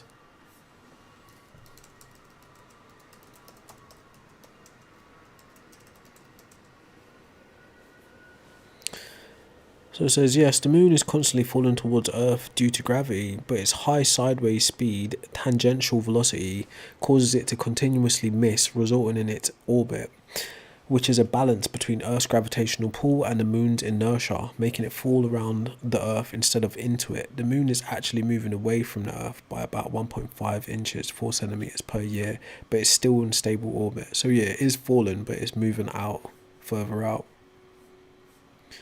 Weird. Again, I don't fully get it.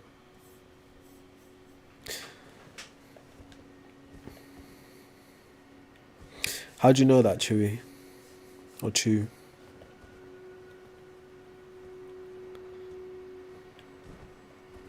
That's a good point. Well, I don't think it would it's going to be like happen in a day. It would happen over a period of time. I'm not quite sure what no moon would mean for Earth. I understand it has something to do with our tides, but let's just find out now that we're on this weird tangential kind of thing.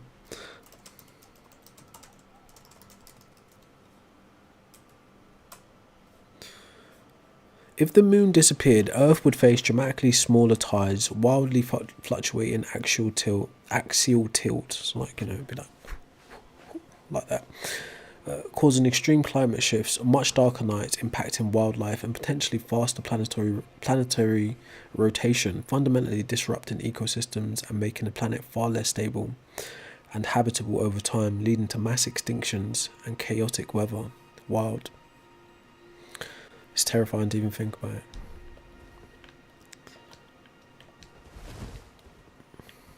But lucky for us, none of us are going to be here when it happens, or when the sun dies. So we're cool. We're totally cool, unless like, you know, like an asteroid or something is hurling towards Earth right about now.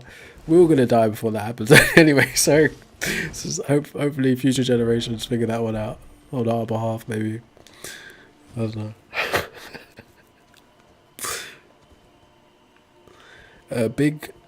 What you're appealing to is called the bandwagon fallacy. Just because a lot of people think something can do something doesn't make it true or right.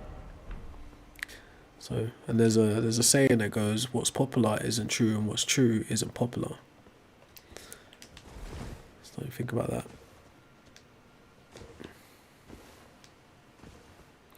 That's not true, Shadow, right? If that was the case, Jewish people would take Jesus as the Messiah in the Old Testament, but they don't. It's just a New Testament Christian propaganda, brother. I'm not mad at you, but yeah, it's not true. Hey, it's open. What a dang. Well, thing is, most people are the religion that they are because of the country that they're born in the time. But if you look into like human history, specifically the Western history, a lot of Christianity is spread through imperialism and colonialism and warfare. Not everyone was converted through reason.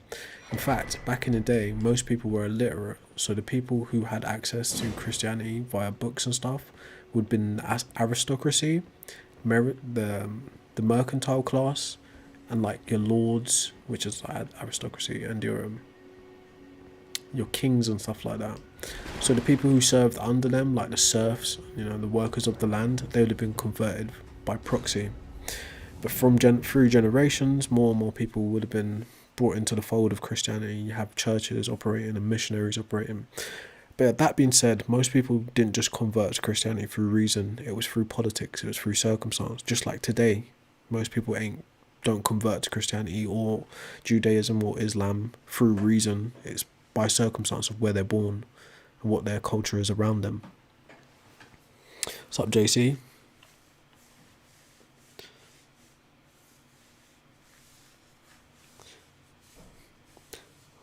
Sing to it, worship it, shake it, flip it, bake it, flip it and dip it. It will never assemble itself into a Honda. Well, I mean, that's hard to say if that's true, but I'll take your word for it. It's hard to say if that's true, bro, but I'll take your word for it.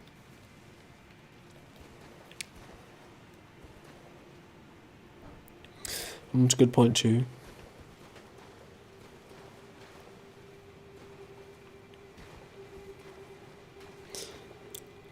No, I think the moon formed from something like an asteroid or meteor or something like that, slamming into Earth and breaking away a part of Earth in early Earth.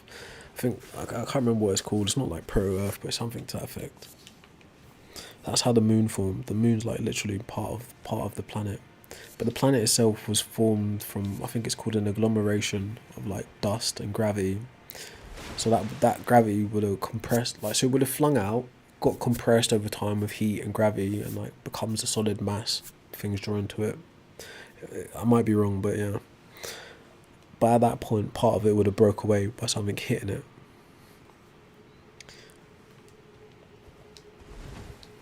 Claims like what? What did I miss? Oh, you're talking about the Honda thing? Well, yeah, like, so that's the oh shit.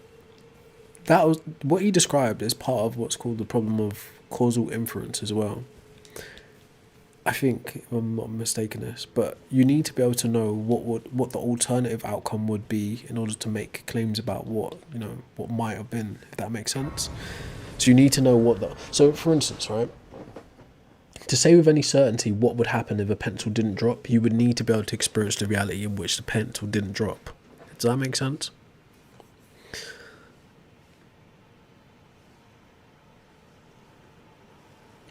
I don't know about that moon rusting. I mean, it's possible. But I think what's described as blood moons is a seasonal thing. When you see the sky take a certain colour where it's reddish during a harvest moon, that's dust in our atmosphere. It's light being filtered through it. That's what makes it look that way.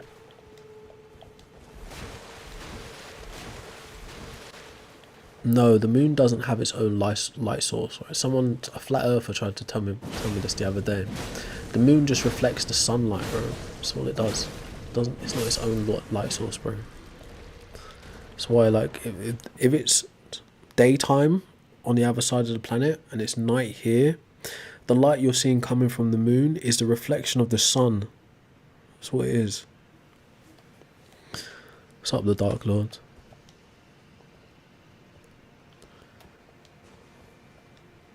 Well, maybe, I don't know. I've not looked into the rust thing.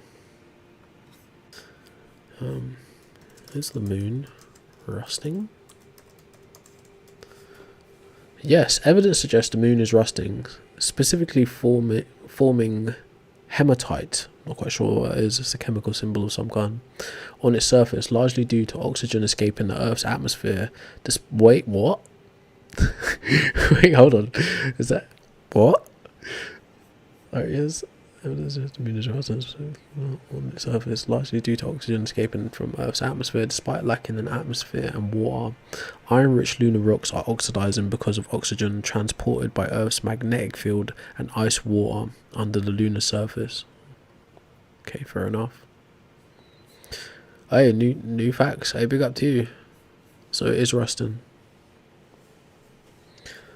I'm old enough to be on the internet, Isaiah. At least so they tell me. But yeah, big up to you. Didn't know that. Right? Didn't know that. I was thinking of like Harvest Moon. What's up, Garrett? Oh shit. Oh no, it's just one of those dudes.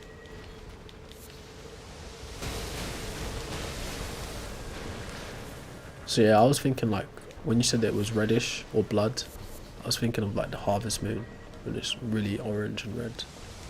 There's specific different types of lunar events though that make it change colour, but I do think that's down to atmosphere mostly and the sun. Oh, got smoked. So did he.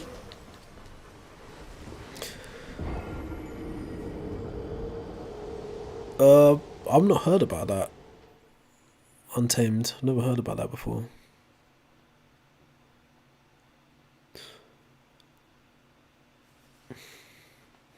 Nah, I don't think it's necessarily by chance, right? I don't know for certain how the whole universe comes about, but I don't necessarily think it's by chance, though. What's up, Hoodie? Sup, Gene? Like, people won't know that. That's from, like, Jeremiah Phillips. It's like, he's like a comedian. When I say that, people are like, what? Do you actually mean that? No, it's like, it's a joke. But, yeah, what's up? Anyways. What's up, Tate? What do you mean to? I missed what you said. Oh, you're not talking to me. This guy's made out of stone.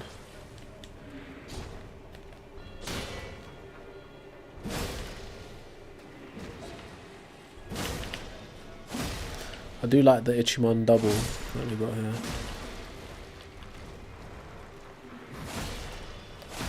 If I say that shit's still gonna hit me too.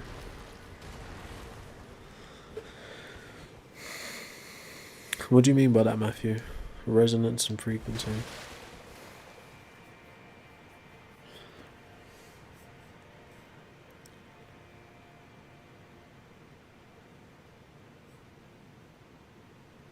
What is NIH? Is that National Institute for Health or something?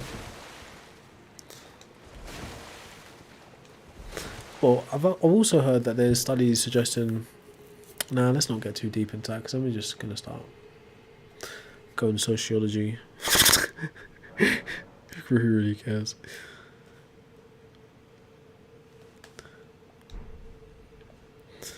Scooby says intelligent design is real and intelligent people think themselves straight into hell. Good luck. Why would God have that work out that way? I mean, I guess. Sounds like an intelligent thing occurring, I guess.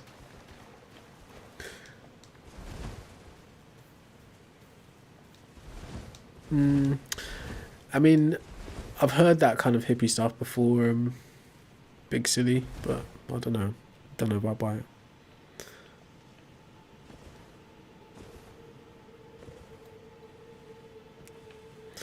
But I explained it to him, Garrett, though. I did explain it to him. I was about to go down a long list of people who died for things they believed in, but I did explain to him, even though, right, dying for something you believe to be true doesn't make it true. It's just that you believe in it. It's just like, there's only so many times. Right, now what happened? Where did I go? Where did I go wrong? This way.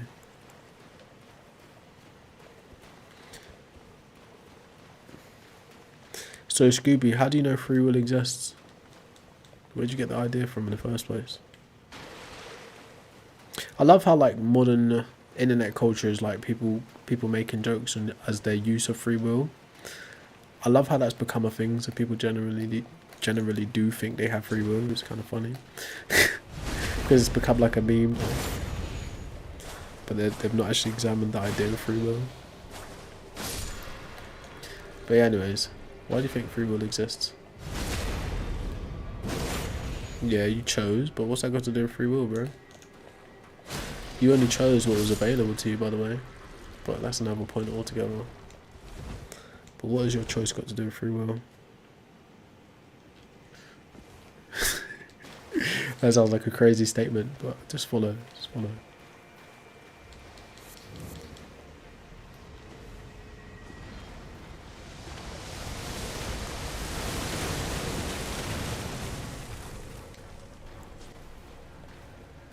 And knock this motherfucker off.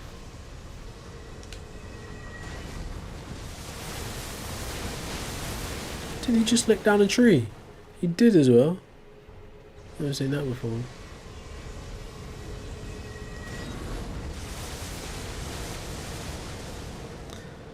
Nope, free will isn't choice. You should Google it.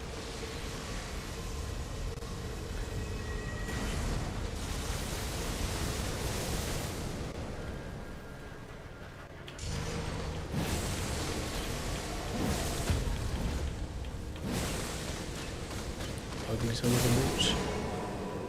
What even is that, man?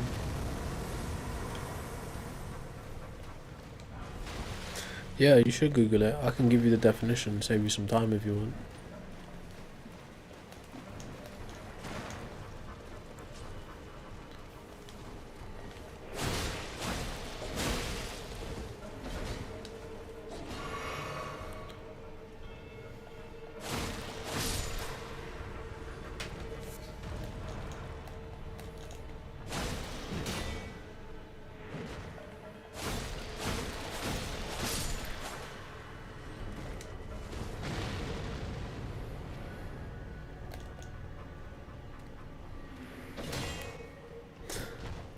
True.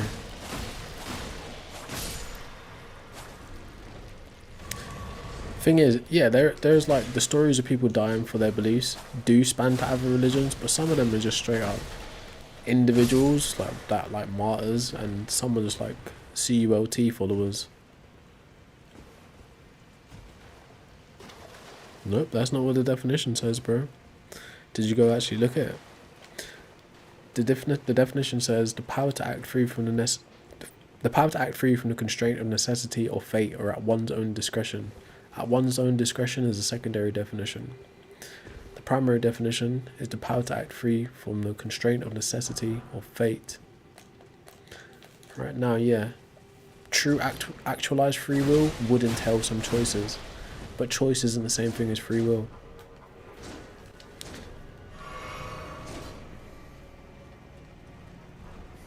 I think your name is probably more troublesome than my existence, bro.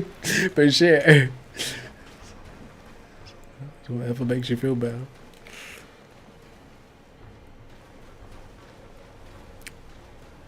Well, yeah, that's an interesting argument too. That's kind of true, but that's not the primary thing that I'm saying though. But it's true. That's true.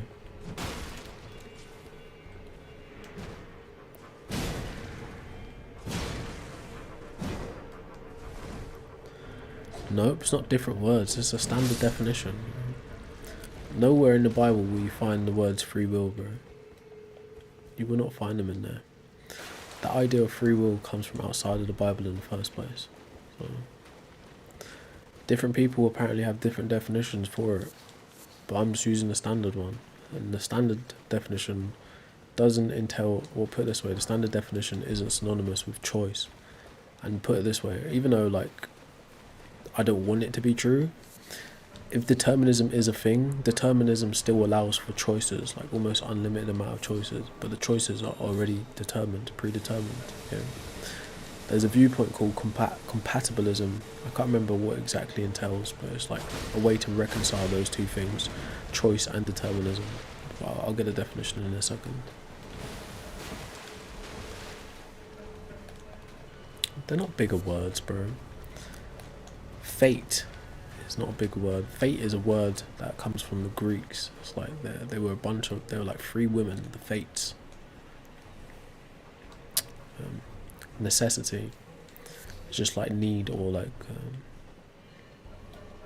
it's the best way to explain it. It just like in layman's language, must happen. Is a must have.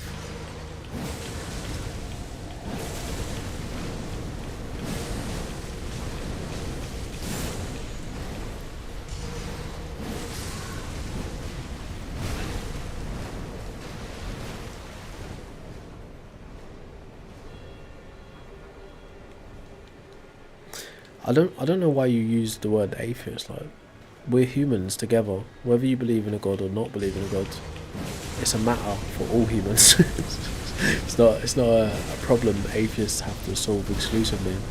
The position of atheism is literally just a disbelief in God or gods. It doesn't entail anything else. So I don't get why you use that word.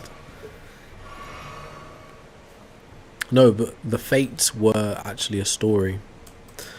It's a Greek mythos. Fates, the Fates. Or is it Roman? Can't remember.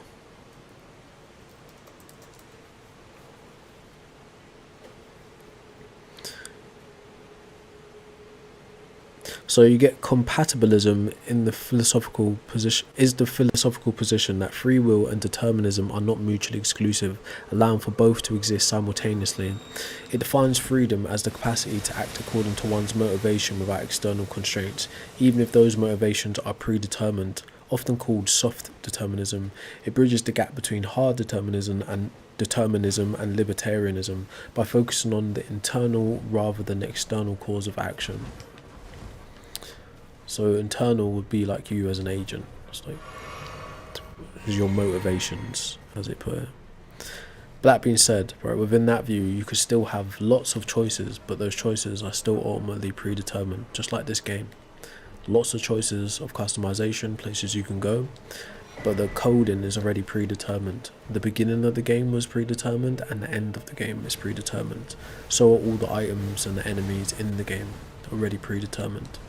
Okay.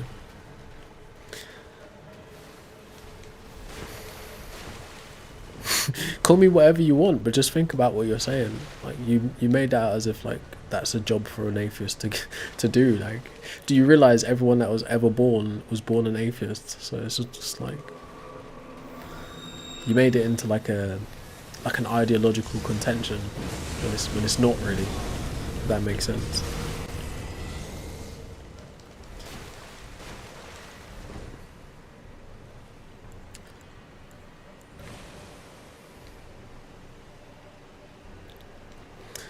What comments did I read?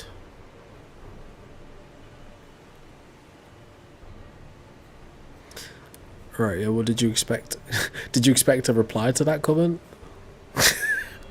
Like, you should use your words better. Like, what did you expect a reply to that? What on earth is wrong with you? Oh my god, madness. It's not unlike Raleigh.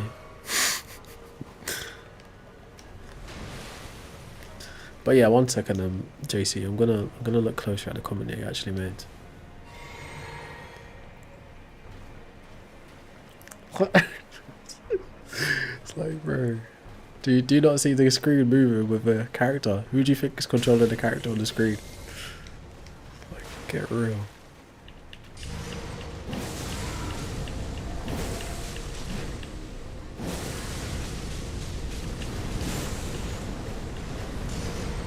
Burn!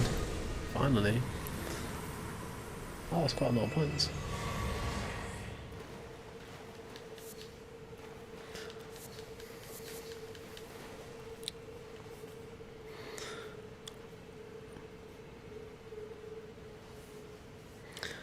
Right, so yeah, you say atheists can't offer explanations, right? But it's not the job of atheism to offer explanations. Atheism is simply the position that they don't believe in the gods that you're presenting to them. Theology doesn't offer sufficient explanation to anything scientific. Right? It simply just says God did it. Right? Do you think that's a good enough explanation for anything? Considering the fact you don't really know anything about God, and if God exists, you don't know the mechanisms in which God uses to do things. Okay? So it's not a good explanation. But that being said, right, atheism and theism to the side, science explains it pretty damn well. Whether you're a theist or an atheist, it doesn't make a difference.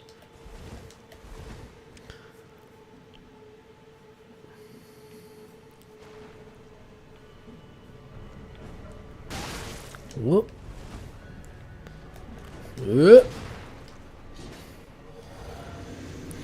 True, obviously I don't, bro. I don't believe in the gods that are being presented to me.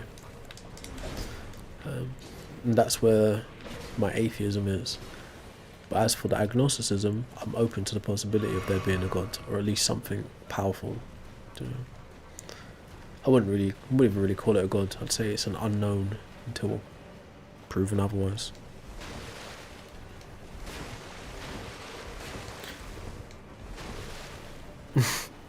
That's your assertion, bro. Like, it's just that you can't cope with the fact that people don't believe your magical story. It's not my fault.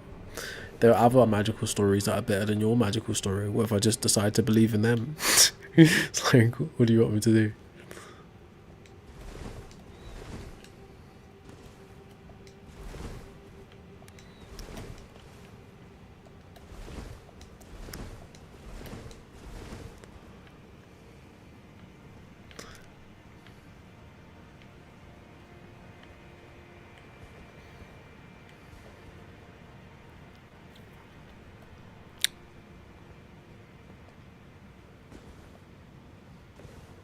What do you mean, Thomas? That doesn't even make sense.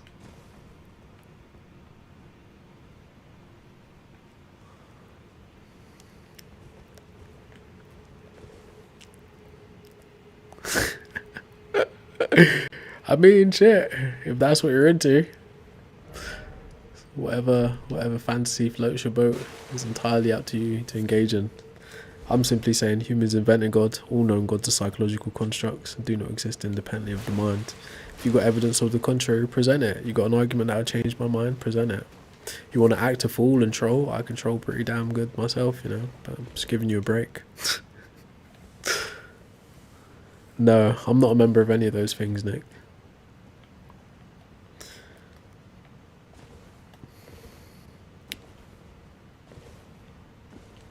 Oh my god, look at this circular reasoning. Right, 1, you already think that God exists, right? You've been convinced through your indoctrination that God exists and it has anthropomorphic features such as having a mind, being intelligent, being able to create, being able to design. You've also already bought into a creationist myth about said God creating the world you live in. So now you go out into the world and you look at the world as a creation of that God, right? The whole thing you're putting forward is circular, right? It's question begging at best, right? Even though you're not really asking the question. But you're inserting God into the conclusion already, right? Before you've even examined anything. Okay, it's terrible.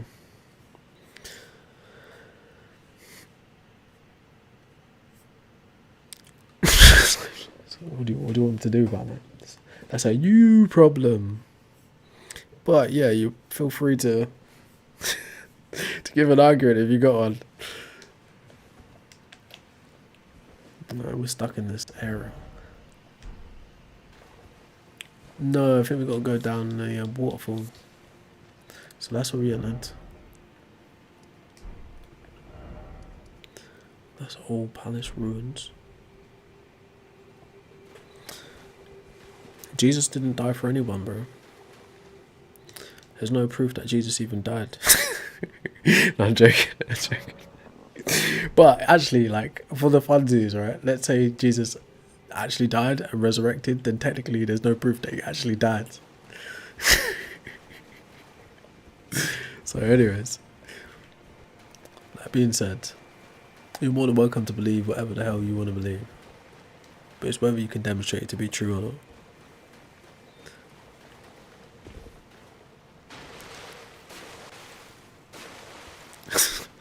Thanks for that follow. Appreciate that. No, it's not the only resurrection in history, right? Now you've done it. Now he's done it. Now I've got to pull the rug on you. Alright, let's give some other resurrection stories.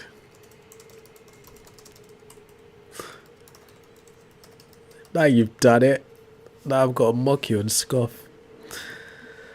Okay, gods with resurrection stories appear across many ancient and global cultures, often symbolizing agricultural cycles of life, death and rebirth. Key figures including Osiris from Egypt, Dionysus from Greece, Tammuz the Sumerian, Baal the Phoenician, and Quetzalcoatl the Mesoamerican. These myths frequently involved descending to the underworld or rising from the dead to bring fertility back to the land. So no, it's not the only resurrection, alright? But also, for the funsies, there's no proof that Jesus ever resurrected. All of that takes place in the Bible. Therefore, your ideas of resurrection are myths too. Okay. Yes, Baal is in the Bible. Is it a Canaanite or an Akkadian god? Just like El Elyon. But yes, henotheism was the practice of early Israelites. That's how they got Yahweh to be their supreme ruler in the first place. It took on the features of El Elyon. Okay. But yes. The more you know, the less you're probably going to believe in it. But that being said, I'm a god. How's it just insulting? With the truth. What's that, Tudor? No, I'm not a philosopher, bro. I'm just an average non-believer. But Siddhartha, there's plenty of evidence to suggest a guy called Siddhartha might have actually existed. Whether the fantastic tales around the Buddha are true, it's the same question that you've got with the Jesus fantastic tales. But well, I don't even know if there's much evidence to suggest Siddhartha existed, but yeah. There's pretty strong cases. I can look into it for you if you want, though.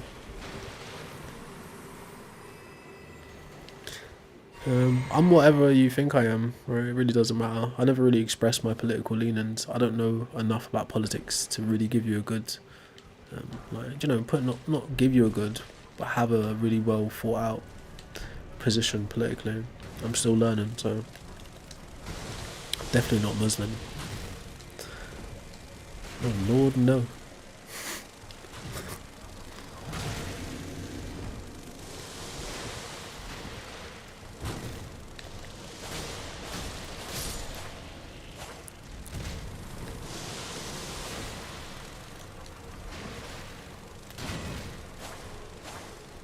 No shit.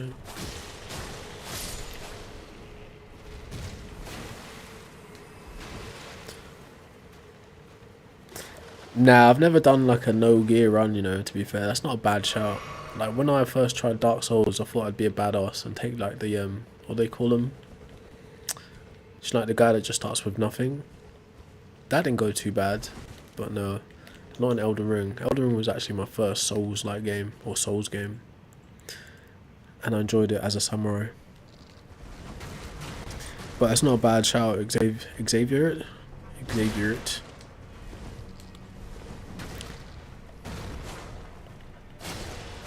He's hard-headed, and he's gonna kill me.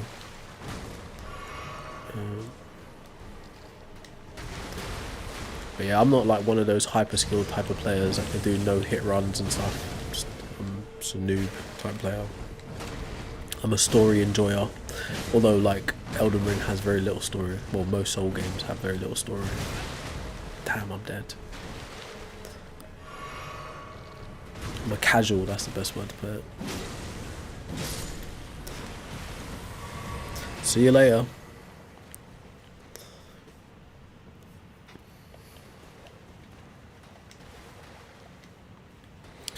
Well, I kind of explained to you already, JC, right? You're using creation in a semantic sense to imply that there's a creator.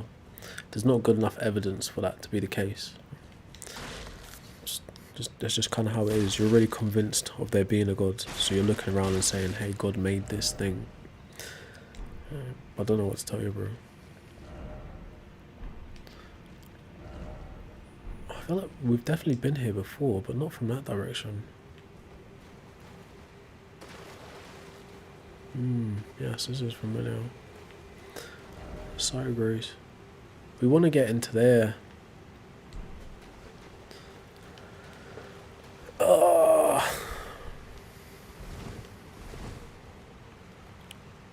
Yeah, I'm too OP. Definitely had to get nerfed. But it wasn't God who did it. It was society. I was born OP, actually. Dragon skin. I think we're above it. Yeah. I think we're in the right place.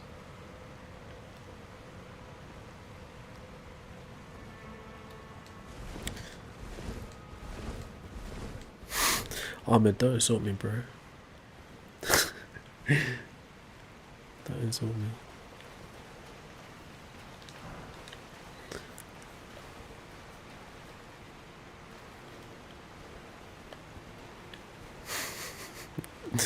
I love a bit of cope. A bit of projection and cope in the chat is always lovely. It's like, ah.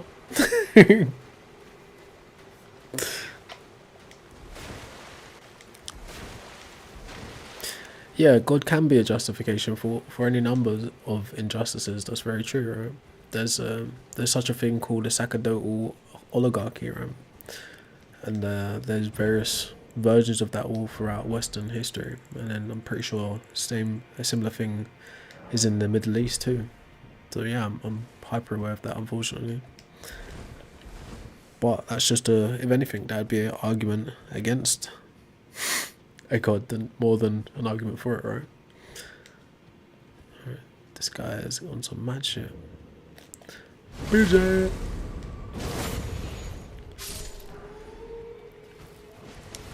Shit. Oh, he's got gravity blade. I'm cooked. Oh, that's actually pretty cool.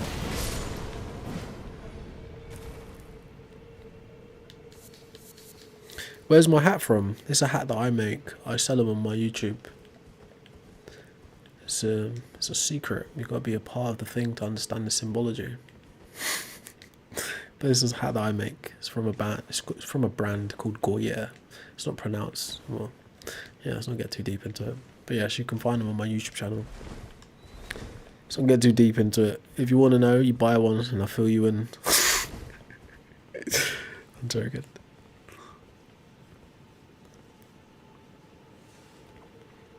How can you know that for sure, Lou? How can you know that gods exist independently of humans if all knowledge of gods come from the minds of humans? Huh, that's from the other side of the map.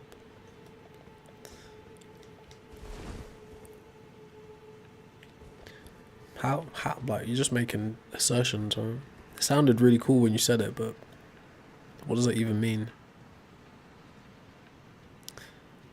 You just pivoted from God to truth.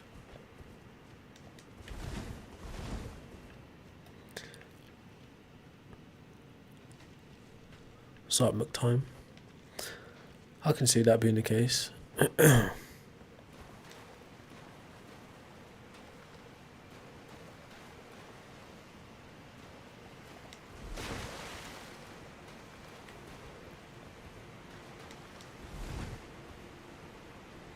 What's up, John?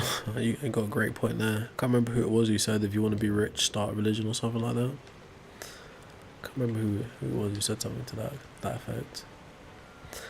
So it's a fact.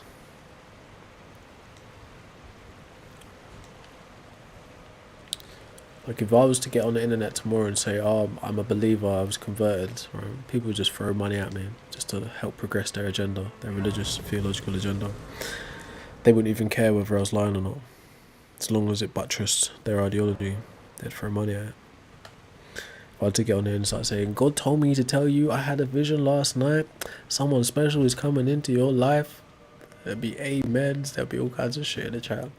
Bust out a bit of rhetoric, homiletics. Bob's your uncle. We've got a chosen one cult coming next week.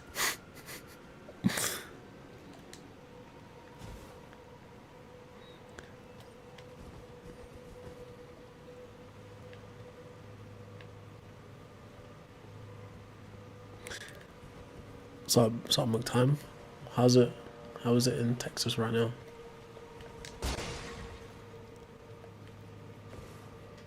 But like I said, how do you know? Where are you getting these ideas from about God from in the first place? How do you know? I'm sure. Oh, that's what's gonna get us there. Finally, we're gonna do the volcano fight soon. Which is very reminiscent of Dark Souls 1. Alright, what I might do is give this a shot, right? I'm gonna restart the TikTok side. I'll stay a bit longer tonight so we can get through this volcano bit.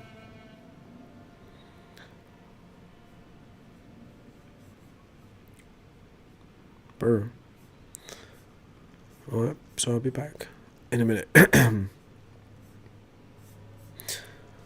Tapped in the head.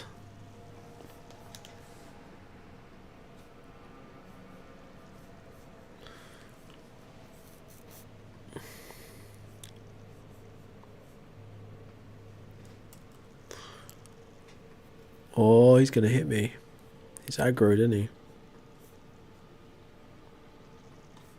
He's gonna start pull. All the little ants are gonna come rushing.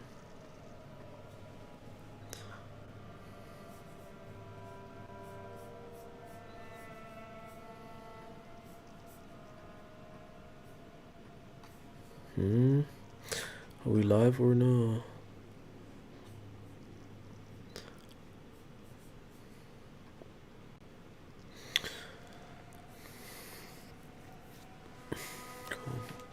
I'll let the YouTube run its course.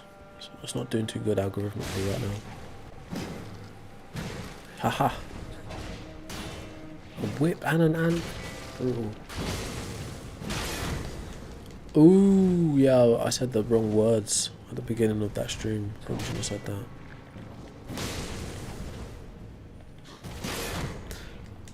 Psh, these things are quite tough.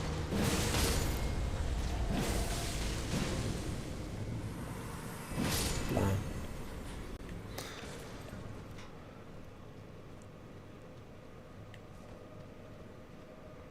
What's a cold snap?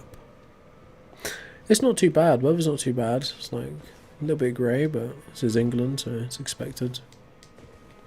Not much to do, which is also expected. Can't wait till I can bust out like a jet plane or something, or a jetpack. Yeah, there's not much to do, man. It's the same old same.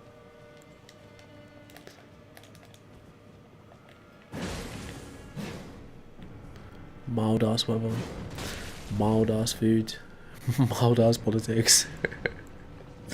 Same old shit.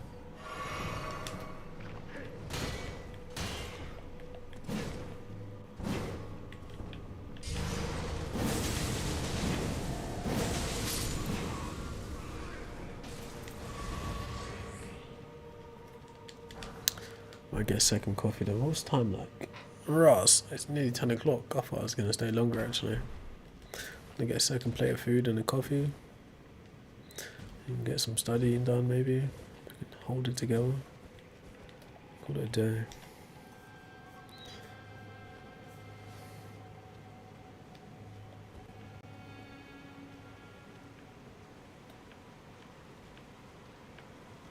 Yeah, it's possible. Chuck's a bit strange though, isn't he? Could be the fact that he just says random shit. So because of that, I find it disruptive. But Chuck is decent. He just says random shit, so it's disruptive.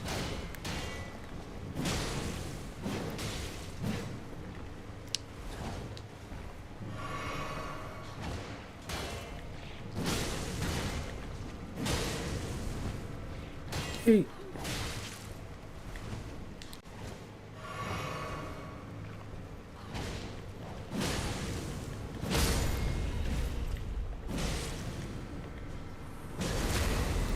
Forked her.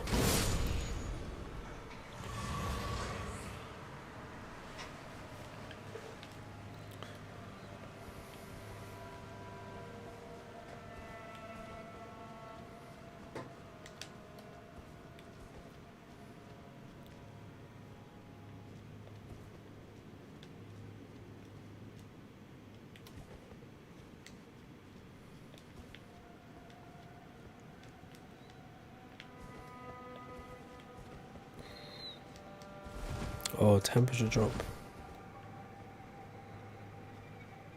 How'd you know? How'd you know, Chuck?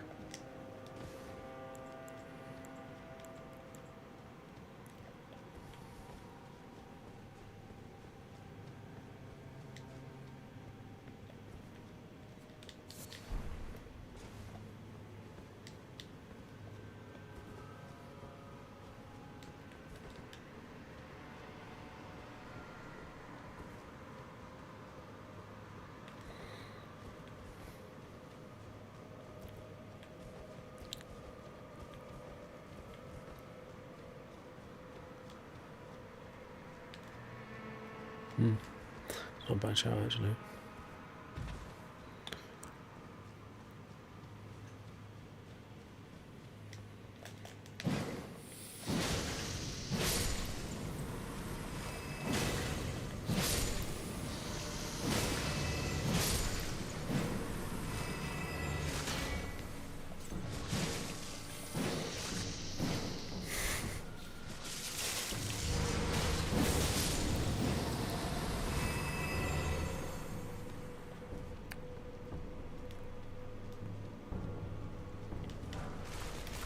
Damn.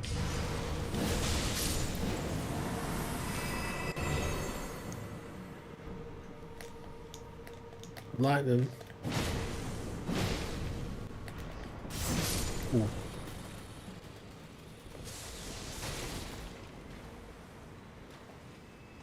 How can I even function in water? Shit. Oh, this was like an early, like, well, not early, but like a mining point for me when I first played the game. I'm dead. Damn. Long ass animation. Oh yeah. I think I'm gonna get something to eat.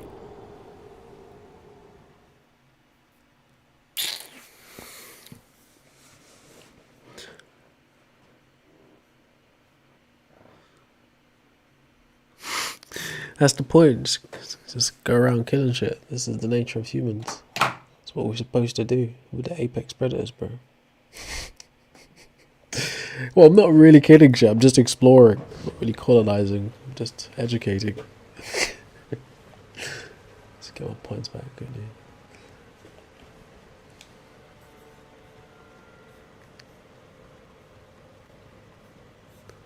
So there's savages anyway. So that's what we do.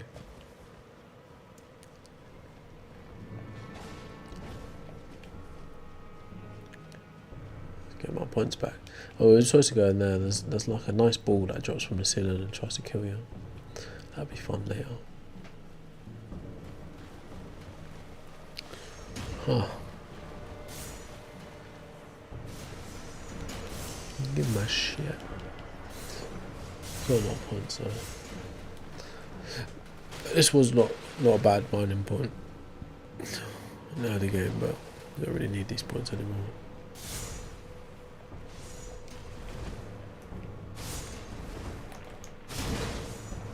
Man's got a shield, you know. Dead again.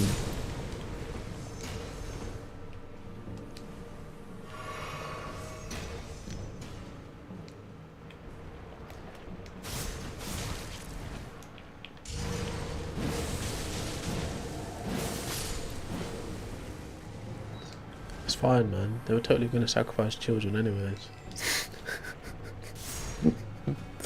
No harm done.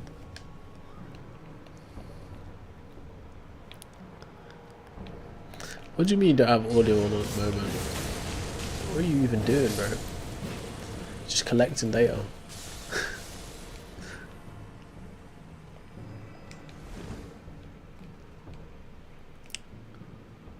Right, no worries though, we're about to have to end it here for the night. Can't much be asked to stay up any longer.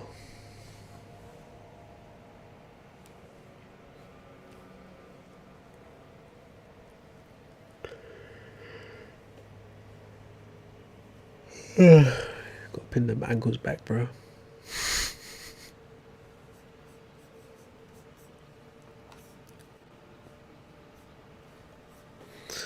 Alright, I'm gonna end it.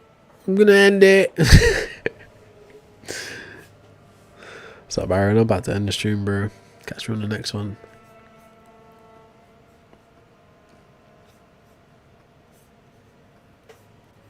Everybody stand back. I'm gonna end it.